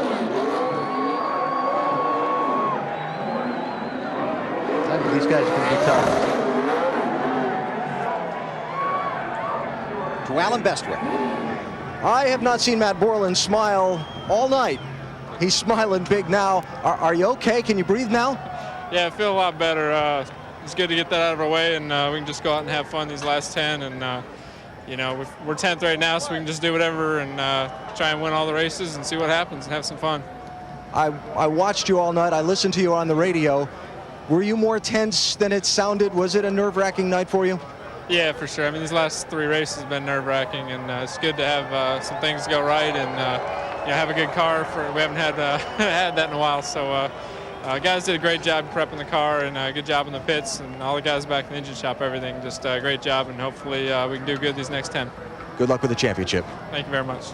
Matt? Alan, a 12th place finish for the driver of the 12. Congratulations, you're in. Yeah, that's pretty cool. Just got to thank everybody at Penske Racing, Matt and the guys. Thank you. Just not the performance that we wanted, but we got the part of the main goal solved today, and look forward to these last 10 races. We'll just keep working on this Dodge and see how we can do. Now, your crew chief said it was nerve-wracking for him. Did you let yourself think about it at all, or you just have tunnel vision thinking about the task at hand? That was the most conscious I've been driving a car since this race last year, but most importantly, I got to wish my mom happy birthday. It's her birthday today. She's back home in South Bend, all the family.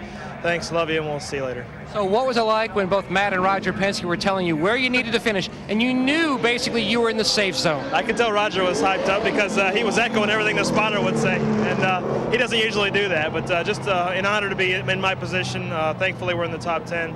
Wish we were first instead of 10th, but maybe we can do that in 10 races. So how important is it to get a win in those final 10 races, your last win, Dover? Well, it's going to be important to get a win, but it's going to be most important not to have a DNF, as we saw last year. So we'll see if we can accomplish that, too. Congratulations. Thank you. Ryan Newman earns the final spot in the chase. Marty. Elliott Sadler climbs out and officially not a member of the chase, but a smile on his face. That was kind of a hang-in-there night, wasn't it? The contact back on lap 114 and all that tonight, Elliott. Yeah, we had a lot of contact tonight, but you know what? I'm not going to hang my head. These guys behind me have worked their butts off all year long, and we just didn't make the chase, but you know what? The world's not over with. I got some great sponsors on this race car to believe in us, whether we made it or not. I got a great car owner, Robert Yates. We just got to try to maybe get that 11th spot, but main thing, try to go win a race. I think that'd be good for all the guys involved. But I'm so proud of all the problems we had tonight. They did not give up. We kept on fighting, kept on fighting. So I'm proud of these M&M race cars right now. All right, he has to turn around the slide. They were 3rd in points not long ago, but they're going to try to win a race. Dave? With Jeff Gordon now, who also will not make the chase for the championship this year. Jeff, just past halfway, your car got into the wall, but it was a tough night before that, right? Yeah, it was going to be a long night no matter what. I don't think we had the car, capable of getting in it anyway, but we weren't going to give up, until it was all over. Disappointing night goes along with a disappointing season, and I just can't tell you how proud I am of Robbie Loomis and this entire DuPont Chevrolet team for keeping their heads up through tough times. You guys don't make it easy on us, and for good reasons. We should be, doing a lot more, and now we can just put this behind us and go try to figure out what's wrong with our race team. Jeff, this is the first time you will not make the top 10 since your rookie year in 1993. How will you deal with that? Well, the point system's different, so you can't compare all the seasons. This year, I think that it's been disappointing, but that's racing, and that's just the way it goes. Not every year has been a great year for us. But with the new point system, it's all about just being in the top 10. Then you got a shot at the championship, and you know, there are so many moments throughout the year that we can look back and say, boy, I wish we could have done this or done that. But bottom line is we're way off, and we got a lot of work to do for next year, and that's what my plans are, and this team's plans are, is just trying to get it together for next season. And Jeff, how difficult was it to drive a bent race car knowing what you knew about the chase at that point? It wasn't a lot of fun, but you know, I just kind of gritted my teeth and you know, tried to figure out if we could. The car really wasn't that much different after I hit the wall than it was before, and just wanted to try to figure out if there was something we could do to it to make it better. And it seemed like no adjustments we made really picked up speed with the car. So certainly a lot of work left ahead of us, but looking forward to the challenge, getting us ready for next year. Former champion Jeff Gordon handling it as best he can. Alan? Well, Kurt Busch about to climb from his car in victory lane after his 3rd win of this season.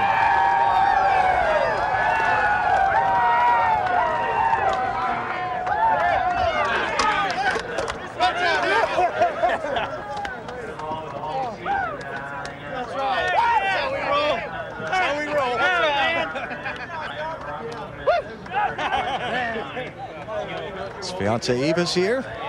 The spoils of victory. Well, Kurt, you had a little contact, a little fender damage early. We're able to come back from that. Tell us about the challenges of the night and tell us about the overall success of the night. Something we've been looking forward to for many races at Richmond. This place, we wanted to kiss the start-finish line because it's been so many times, and I've respected this place. It's just, it's tough to win, and we've had everything go wrong to take our chances away. But tonight, just great pit stops, smooth on the gas, smooth on the brakes. You know, with the way that we've been running this year on short tracks, this finally gets us a win on all the short tracks. So great feeling, just an awesome run for the Crown Royal Ford. Busch brothers back-to-back, if you will. Kyle said something to Grandma last week. Is she okay for you this week? Oh, I love Grandma. She's our #1 supporter, and this whole group, and just the way we're able to stick together, obviously through all the things that are going on right now. I'm just happy that we're able to push forward. I've got a great group of guys, and nothing's letting us get sidetracked. And this is a great momentum run now to jump into the chase, and you know, just to run every week with these motors that Yates builds us and this group of guys and all of our associate sponsors. I mean, this weekend we had something special on the hood with Crown Royal Relief. It's not a hangover thing. It's actually relief for the hurricane victims. And I'm going to take all my money from this win and go towards the chopper that they're trying to raffle off. We're looking for $250,000. We're going to go high on this thing just to give the money away to the hurricane victims. Very nice. Given all that's going on, how important was it for you to get a win before you went into the chase? Was this a statement night? It is in some ways, yes, and in other ways we're just racing our car to the best of our ability. But this is the B car to next week, so we saved our stuff just like we did last year. It's going to be a busy September and October with all of our testing. So look out, you know, Kurt Busch is running. We're having a great time, and you know, with the souvenir sales 50% off, I'm going to give 50% of my souvenir sales to the victims as well. So we're just going and giving everything away we can, and we'll see what we can do for this championship. Loading up on the discounts tonight, but no discounting Kurt's win tonight. Strong performance here in Richmond. Thanks, Alan. Defending series champion. Looking for back-to-back Nextel Cup championships. Kurt Busch wins at Richmond. Don't go anywhere. Coming up next, the chase for the 2005 NASCAR Nextel Cup preview show presented by Chevy here on TNT. The race at Richmond is over. The race to the chase for the Nextel Cup is over. And here are the championship standings. These are the 10 drivers that will have a chance to win the series championship. Now, we were talking about a tie. Yep. It happened. There was a tie. Carl Edwards and Matt Kenseth tied for 8th. How about that? You don't think every point is important? And Ryan Newman gets in. We've already heard from Ryan Newman tonight. Let's go down to pit road to Matt. And Matt Kenseth, what a run he has had, and that run has helped propel you into the chase, Matty. Yeah, it feels great. Just can't thank DeWalt enough and all their support and my whole team. You know, they really dug their way out of the hole that we were in and give me great pit stops every week. They got me the 5 points by leading by the pit stop. You know, I had to pass one car in the track, but they beat 2 or 3 cars every time we come down pit road. They're just awesome. They work really hard at it, and they deserved it. So you know, it feels great to come from as far behind as we were to get to this point, and we're kind of on a high point. We're running really good right now, and that's what excites me more than anything. We're 40 points behind the leader or whatever it is, and you know, we're back in and we're running really good right now. So I'm excited for the next 10 weeks. Going into the chase off a second-place finish and the way this team has run over the past few weeks, do you feel like this team is back like it was during the championship year? It feels a little bit like that. I mean, we got some tracks coming up that aren't our best tracks, and we got some tracks coming up that should be pretty good tracks for us. And I feel really great for Jimmy Fanning and that whole team, and for Kurt. But I'm going to miss Kurt because we got great teammates right now. All 5 of us work really well together. All 5 teams work really well together, and that's what this deal's all about, and that's why we have success is because of the teams. And I'm kind of bummed that's going to get broken up and things are going to change around a little bit, but going to enjoy it while it's happening. And right now everybody's working great together, and it's great to be part of this organization running this good right now. You talk about the turnaround. At one point, you said you didn't think this team would ever win again the way the season was looking. Yeah, well, I mean, it was 50-some races since we won, so I always say that if it's been a while. So, the team does a great job every week. We just, beginning of the year, we had our cars off. We were off aero-wise, and we had to look at it. Chip and Robbie and everybody did a good job putting our heads together, figuring out what we were doing wrong and fixing it. And since we fixed all that stuff, Jeff Andermoss and guys have been doing a great job getting our cars set up, squaring, and everything pointing in the right direction. And, our cars came back to life. So we just had to keep looking at what we were doing and pay attention to all the little things. That's the difference between running good or bad. Your owner must feel like he hit the lottery having 5 teams in the 10-team chase. I don't know if that's exactly the right words, but yeah, I'm sure he's pretty happy today. It's hard to see Jack really happy very often, so I'm sure he's pretty happy right now. And Jack's a great owner, gives us everything we need to run up front. And when he did that motor deal with Yates, that was a real big deal, and that's a big deal toward our success. Doug Yates and all them guys in Mooresville do a phenomenal job every week, and a lot of times they don't really get recognized as much as they should, because without them big motors under the hood, we wouldn't be able to do the things we do. And with them engines and the cars and everything they provide, we just got great stuff. A win at Bristol, then 2 straight top 10 finishes propels Matt Kenseth, locks him in to a spot in the chase. Dave? Without a spot in the chase will be Kevin Harvick this year. Kevin, after starting on the pole, it looked like it was going to be your night. Yeah, we had a really good car the first half of the race, and once the groove moved up, kind of lost the handle on it, started pushing the front tires, getting in the corner, and lost forward bite up off, and never could really get it back. But all in all, it was a good night for a whole good weekend for RCR and the GM Goodwrench Chevrolet. So just have to put 10 more weeks together and get it going for next year. Why would the car not respond, Kevin, to anything the crew was trying? Well, I think once the track greased up, we just couldn't. Both ends were slipping. The front end started chattering, getting in, and the back was loose up off the corner. So hated that we couldn't close the deal, but it was still not a terrible night for us. So got to thank all the people at GM Goodwrench, Sylvania, Snap-on, Coca-Cola, all the people that helped us out. And Richard Childress will not have a car in the chase again this year. Kevin, you okay with? I mean, you're not okay with that, obviously. I know for Richard, you were his best hope and wanted to be in that chase. Yeah, I mean, everybody wanted to be in it, but we gave it everything we had, and we'll just keep trying. All right, Kevin Harvick will try to win one of the last 10 races this year. Will not be in the chase, guys. Thanks, Dave. So Kevin Harvick leaves disappointed. A lot of fans sticking around. Hope you will, too. We'll continue our chase for the 2005 NASCAR Nextel Cup. A preview presented by Chevy coming up on TNT. Is live at the Richmond International Raceway in Virginia. The chase for the Nextel Cup preview show presented by Chevrolet. The 10 drivers that will be in the chase for the Nextel Cup have been decided. It was all finalized tonight here at Richmond. We check in with one of the drivers that tied for 8th. Then here's Marty. And Carl Edwards was not a shoe-in tonight. I would like to know what was going on inside your helmet and your head tonight. Were you constantly analyzing things? Yeah, that was just pure focus and stress and all that, man. We had one bad run. We went a lap down, and, man, that was I almost went insane in the car there, just so nervous. But I've got to thank Office Depot, Scott's, Winterizer for being on board, AAA, World Financial Group, and all the folks who've been behind me. I mean, everyone back at home in Missouri, all the folks I drove for, my mom, my dad, my little brother. I never thought in a million years we'd be in the top 10 of this deal. Now we can go have some fun. I'm really pumped about going to New Hampshire. Let's talk about that. Would you have believed a year ago if I'd have told you this? I mean, you came here, you didn't have a sponsor, you were a team just trying to figure out your way in Cup, and now here you are racing for the championship, Carl. Yeah, I can't believe it, and I'm so proud of all my teammates. I mean, Matt Kenseth to step it up like that. Everyone it's so awesome, man. I don't even know what to say. I told you, I'm going home. Tomorrow. I'm going to ride my new bicycle. I got a new bike from Cool Breeze, and I'm just going to ride that thing for about 6 hours tomorrow and get a little off my chest, man. This has been stressful. I haven't even talked to my friends or anything in the last couple weeks. I'm so stressed. Is your lack of experience in some way maybe an advantage because you don't feel the pressure, you don't know, about what this is all about yet, and you don't sense all that? Yeah, that's what one of the other drivers told me. He said, wait till you do this for a couple of years and they expect you to be in it. Yeah. This was a win-win situation for me. If we didn't make it, we still had a great year, but this is just unbelievable. I don't even think it's soaked in yet. It's unreal, man. I'm just really happy, and I can't thank everyone enough. This is just the opportunity of a lifetime, and I'm enjoying it, and I'm learning how to enjoy it even more, and I'm having fun. And now you have to focus on the last 10, and to win this championship, you got to get to victory lane. We need to see some more Carl Edwards backflips, and that's what the key is going to be to winning the championship. I have a really good feeling that we're going to be able to hang it out a little bit, and we might end up winning a race or two. My team's awesome, and we're going to go with some tracks that I really love. I'm thinking there might be a backflip in there. Hopefully there is. Now, if you win this championship thing, are we going to see a special backflip? I don't know. I don't know what I'll do if we win this championship. I don't want to think that far ahead, man. I'm going to think about New Hampshire. I usually run real terribly there, so we need to take our Office Depot forward and run really well there next week and get off to a good start. Maybe we'll see the backflip with a twist that you taught him, Dave Burns.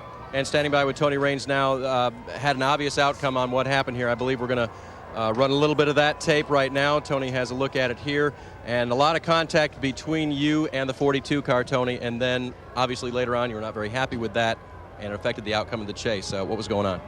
Well, I don't know what Jamie was thinking or what he's doing. He'd been driving kind of aggressive all night, and I think I had less to do with the outcome of the chase than he did.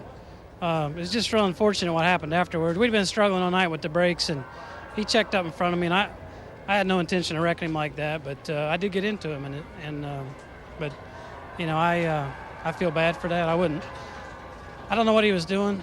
I was trying to mind my own business and stay low and let some guys on the outside, and I don't think there's room for 3 cars down there, and I think it was a bad choice on his part, but he ended up a victim and not what I wanted to have happen. And so it's that classic brake check that you feel he did to you that sent him spinning? I'm not saying he brake checked me. I'm just saying I couldn't slow down as good as he could because I'd been struggling with brakes all night. But, it's done and over with. He's not happy. They're not happy. And I'm not real proud of it, but it is what it is. All right. True comments from Tony Raines, guys.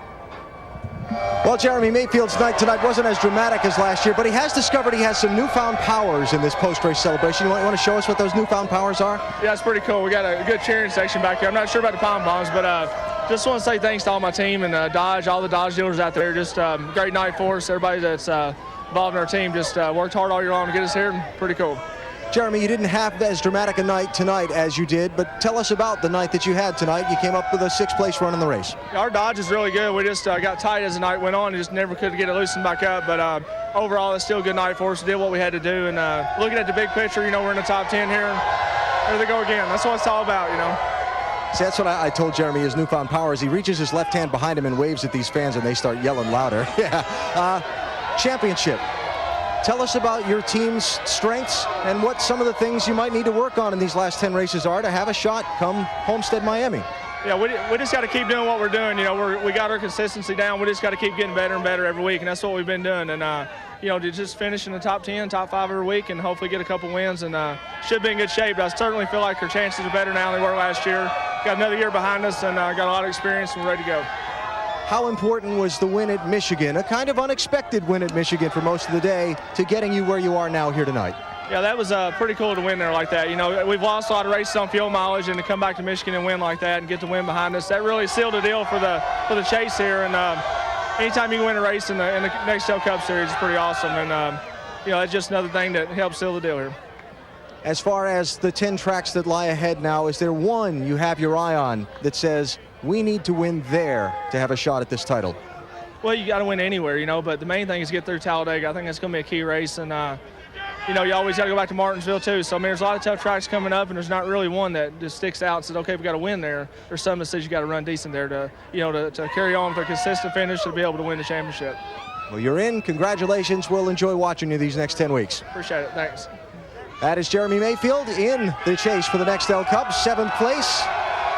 As the celebration continues for the drivers here on the stage at Richmond. When we come back, we'll hear from Mark Martin, driver 6, who will compete for a title from 6th place in points. TNT's Chase for the NASCAR Nextel Cup preview show is brought to you by Chevy, the winningest name in racing, and American Revolution. And by the Home Depot. You can go from wondering how to knowing how. At the Home Depot, you can do it, we can help. About 110,000 fans were here tonight to watch the 26th race of the season, the race that determined the drivers that will chase the 2005 Nextel Cup. Down to Matt Yoakum. Many of those fans, Bill, cheering on Mark Martin. 4 times he has finished second in the N championship standings, trying for that title. How big of a relief. Now it's over. You guys start the chase next week. Yeah, I just want to thank the fans. I want to thank my team, Jack Roush, and our sponsors, Viagra and Ford, and everybody that supported us. This is what we really wanted. This is what I really wanted. To get in this thing and have a shot at it. And, you know, we've saved a lot of tests, and I think we're ready to go. So many times this year I've heard you, Michigan last month, telling your team, remind me, big picture, taking it a little more of the conservative approach. How much can you turn up the wick now, Mark? Well, we turned up the wick tonight, but unfortunately we had a flat tire into the green and got 2.5 laps down. And the way the cautions fell, that was really hard work to make up. We had to make one up, you know, against the 97 and the 29 there, and they were strong. But we managed to do it on a long run, and then we worked our way to the front and got the lucky dog, and then we just ran out of time. We had a decent car. We could have done better than what we did, but you know, some days it doesn't work out, and maybe we had some bad luck today and won't have next week. Sizing up the 10 tracks, 7 you really run well on, and the other 3 you run pretty good on. So do you like your chances looking at the final 10? Well, there's no bombs out there for us. I mean, they all look good, some better than others. More than half of them are really, really good tracks for us. So, you know, we've got a shot at it. I can't say. You don't ever know. Whoever puts on a roll like Kurt Busch and those guys did last year for the last 10 are the ones that are probably going to win. What have you done, Mark Martin, to prepare yourself so you're not tired by the time you get to race 8 or 9? Have you upped your workout program? Maybe, you know, limited some of your personal appearances? No, you know what I did this week? I was so tired this week. I never worked out once, and I slept in till 7:30 every day, and I feel great. Slept in till 7:30? 7:30 every day, but tomorrow I'm going to hit the weights and everything. I'm going to get back on the program, but I was really tired after getting home from California at 6:15 a.m. on Monday, and I never felt good, and I just said, I'm going to be behind all week, and heck it, I'm just going to blow it off, take a week, and let my body recover, and then go like crazy next week. When the chase starts next week, Mark Martin will be one of 5 Roush Fords in the field. Let's go to Marty. And Jack Roush getting a congratulations from Dan Davis of Ford, and wow, 5 cars in the chase, Jack. I don't know what to say. What about those Ford Tauruses? Yeah, how about your cars, though? Oh, they were awesome. You know, Mark had a little bad luck. He ran over something and got a hole in his tire early. The thing that happened to the 48, the thing that happened to the 24, the thing that happened to the 42, all those problems are out there for us. When you're hot, you know, and tonight we managed to have all 5 of them go through with not enough damage occurring to take us out of the chase. So I can't believe it. I was prepared to go away from here with only 3 of them having made it, and says, man, we will never have a chance to do it 5 times again. But we made it through. I know how hard you work, and your work ethic is unmatched. Can you enjoy this at all? Can you sit back and go, we have done a terrific job this year? Well, we have done a terrific job. But, you know, we've been very fortunate. We've had good technology. It's been well coordinated. The change that NASCAR made for their spoiler, with a short spoiler and with a Goodyear with a soft tire, it fell right into the driving style of our drivers. There was no way to know it was going to be that was the case. That was going to be the case, but it just worked out perfect for us. Now the challenge is to get them all to run well in these last 10 races. And one of the things Jimmy Finning and I were talking about was working the guys too hard. A lot of the teams have many of their tests left. Is that a concern for you, working these guys and balancing the need to test and the need to, you know, keep your guys fresh too? Well, we've been telling them all year that that's what was coming. And first of all, we had to look toward making the chase. And then we had to go back and use our tests. You know, if you're a farmer, you got to make hay when the sun shines. And we've got to make hay in the next 10 races. Jack, absolute congratulations on this so far. Thank you very much. I couldn't be prouder of these guys. I'm just thrilled with what they're able to do. And Bill, Benny, and Wally, I believe you found your way to the roof, have you not? Yes, we have, Marty. Thanks a lot. Our host location here on top of the Richmond International Raceway. And some of the fans still around, most heading home after seeing a big night here at Richmond. Jack Roush has won back-to-back Series championships, and now he has 5 of the 10 drivers in the chase for the Nextel Cup. I think Kenseth said it the best, though, that they work as a team, and that's what's been so important to their success, is those guys do work together.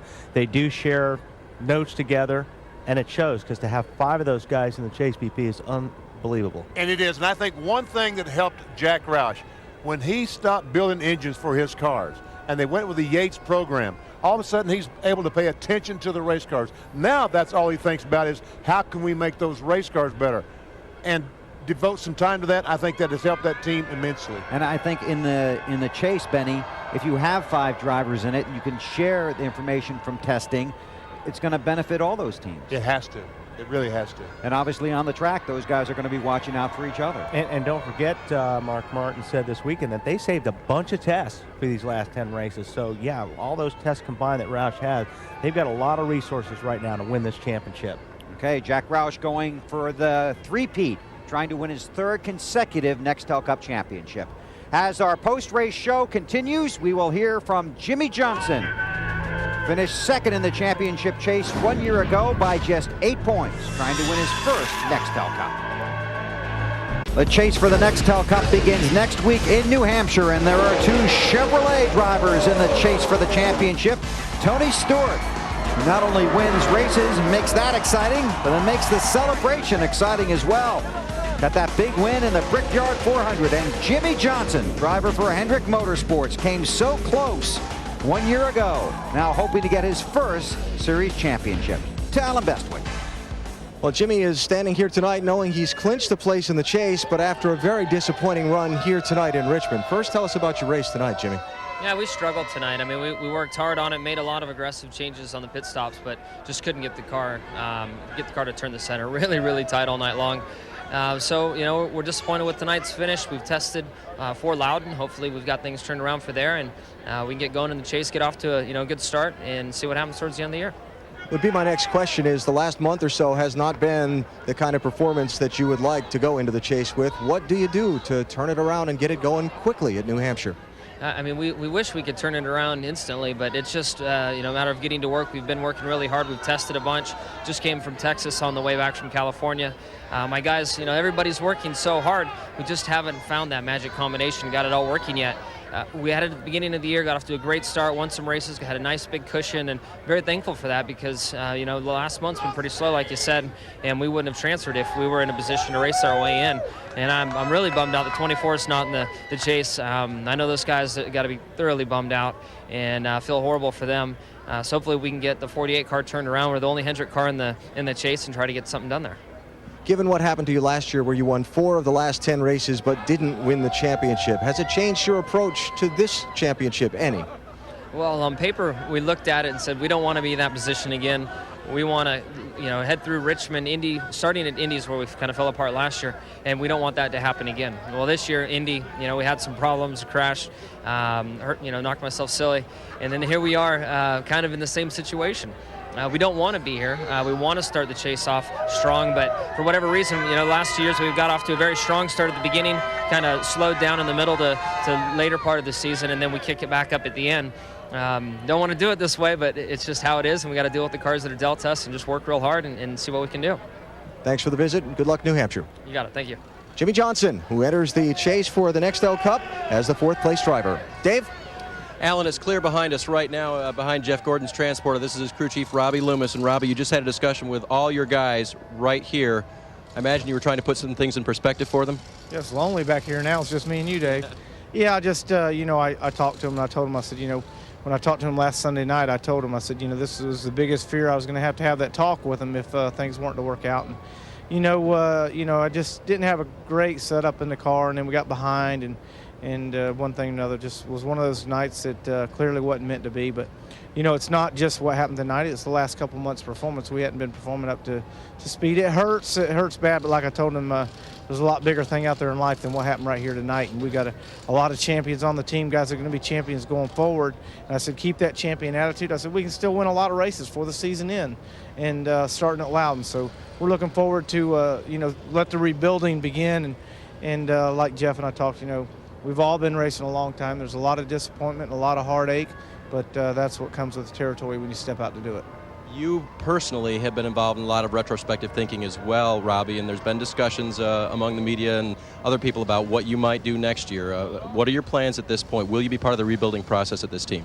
Oh, yeah, definitely. When we're riding to the airport tonight, we're going to start talking about things. Jeff and I were talking about the brakes and all that. But as far as long-term looking, to next year, right now I'm just trying to, like I said, I was trying to get all my focus on, getting this thing in the chase. Now, clearly, I'll start looking a little harder at, what the future does hold for me. But, like I said, everyone at Hendrick Motorsports is great. It's hard to imagine working anywhere else, and it's hard to imagine being a crew chief for anybody else because, this is what I've done for a long time, and being a crew chief is a big part of it. But at the same time, I know that I'm changing his priorities up a little bit.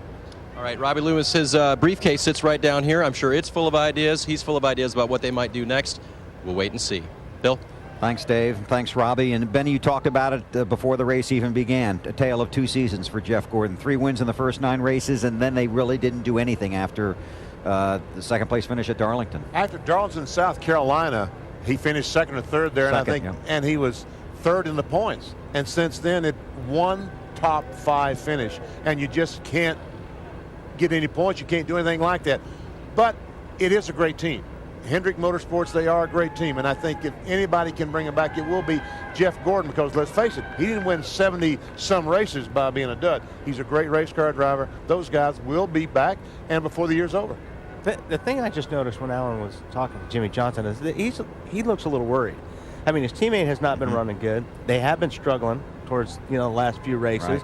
Right. They had the same problem tonight. It sounds like Jeff did. They couldn't get the car turned, and no matter what they did, didn't work. So, those guys got to be a little bit worried about next 10 races. But the 5 car won at California, and he was a strong car tonight. So there is something there at Hendrick Motorsports. 4th place finish for Kyle Busch, the California winner, 4th here tonight at Richmond. When we come back, former series champion Rusty Wallace in his last season chases the next Bell Cup. He's in it again this year. Everybody's chasing him, Matt. Bill, we have seen a number of celebrations so far, but one celebration that you didn't see was Mark Martin and Rusty Wallace, old friends congratulating each other on making it into the chase. Special moment for you, Rusty. Yeah, it was. I was real happy Mark made it. He's a great friend of mine, and I came up and told him, I said, man, you guys ran great tonight. I know you got the laps down, but boy, you were flying out there. And he said, you know what, I watched you all night long. He said, I tell you what, dude, you can win this championship the way you're running. And I said, I appreciate it. So we did a lot of talking like that. When you look at the way the chase is set up, every track that you go to will be your final race there. So there is no next year. Does that change your approach mentally from maybe years past? Yeah, it really does, because I'm approaching every single race like it's the last race. I'm not looking 2 and 3 races down the road. To me, Loudon, New Hampshire is going to be everything in my life. Then after that, when I go to the next race, it's everything. Dover, Delaware, whatever it is. But I've been taking that approach all year long, and it's been paying dividends. And Larry Carter, man, this guy is just, I think he's probably one of the strongest crew chiefs in the garage area right now. He might not be real, he doesn't claim to be technical savvy with, all the trick stuff, but I'll tell you what, you talk about a leader. This guy can rally all the team members behind him, makes everybody believe in Rusty, and he makes them work, and gosh, they get along good. And I think that's the main reason we've run so well this year and got ourselves back up a championship form like we used to be. So many single-digit finishes over the past 12 weeks. Yeah. A lot of top 5s, a couple second places, a lot of big finishes like that, which were really, really good. And a top 5 tonight, a top 5 at Martin's, Bristol, I guess it was. And just a lot of stuff like that. Wife down there waving at me. You said that you don't have to win a race in the chase to win the championship, but that would sure send you out in a big way. Oh, yeah, let me tell you something. You don't have to win a race to win a championship. 1993, I won 10 races, and Earnhardt beat me by 12 points. And I drove my brains out. And he was consistent, and I had a lot of DNFs, and he deserved to win, and he did.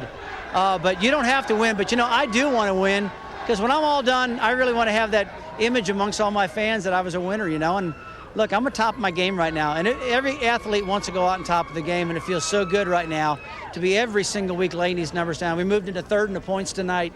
That was a really neat run. But, I'm loving life right now, and I'm going to miss the sport, no doubt about that, but it's one race at a time right now. One word, if you could win anywhere in the chase, what's the one track? Homestead, Florida. I want to go out a winner. I want to win the thing, walk off the line and go, see you later, guys. It's been great, So it'd be that. Look, I love all these tracks, but I want to leave sometimes the first impression is a lasting impression, and all these fans that leave Homestead would have this lasting impression. And I just want to leave a good positive influence on all my fans and all my media people that have helped me my whole career, you know, with a great finish and being on top of my game and going, man, that guy was kicking it right to the last lap, man. He was driving his wheels off, and that's what I'm doing now. Bill, the dream of every legendary athlete. Your final game, your final race, you want to go out with a W. Matt, he came into this series with a lot of confidence, and now in his final season, he will leave with a lot of confidence, chasing that Nextel Cup. When we come back to Richmond, 5-time race winner Greg Biffle. Benny found him, and look where he ended up in the chase for the championship.